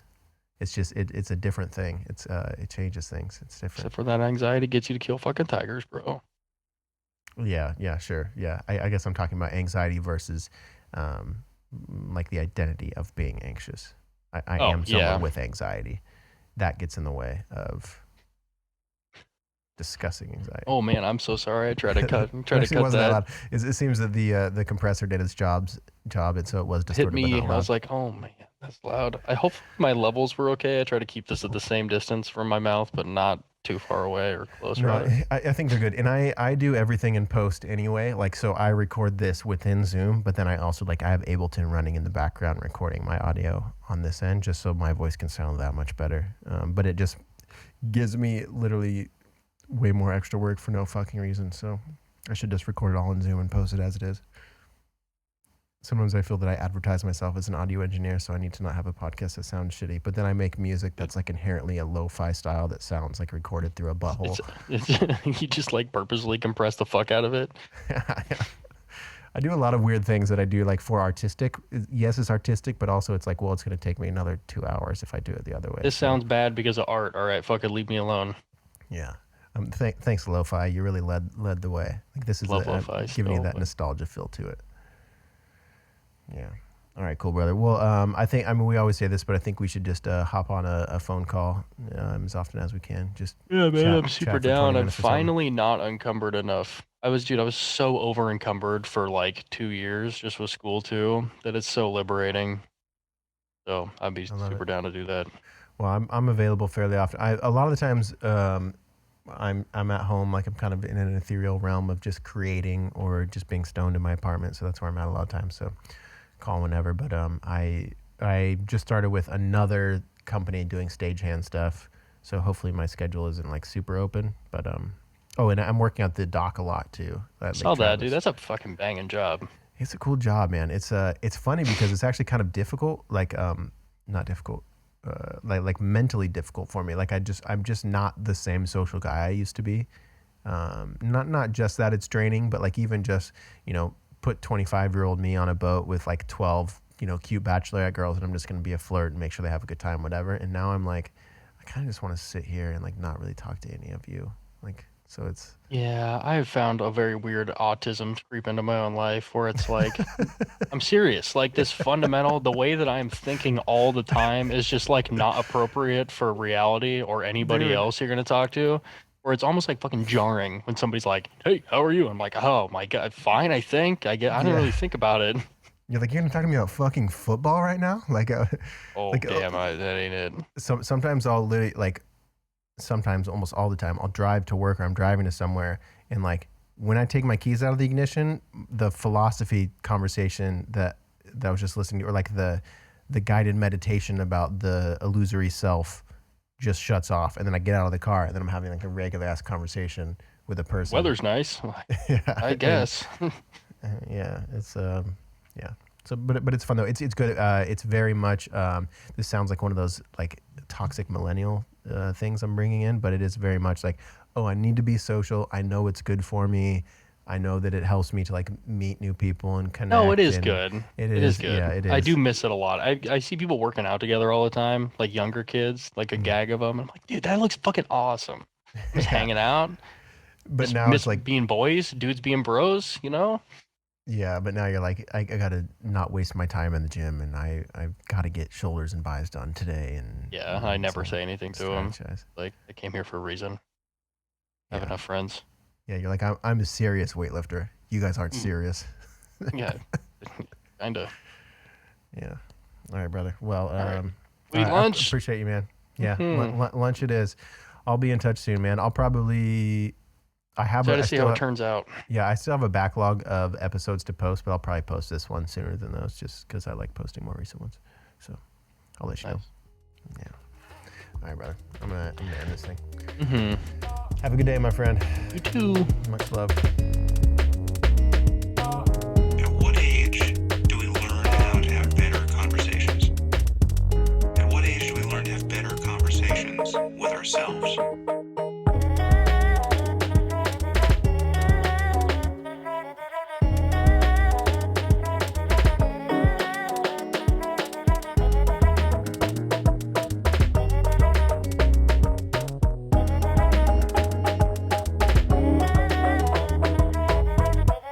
Knowledge is power.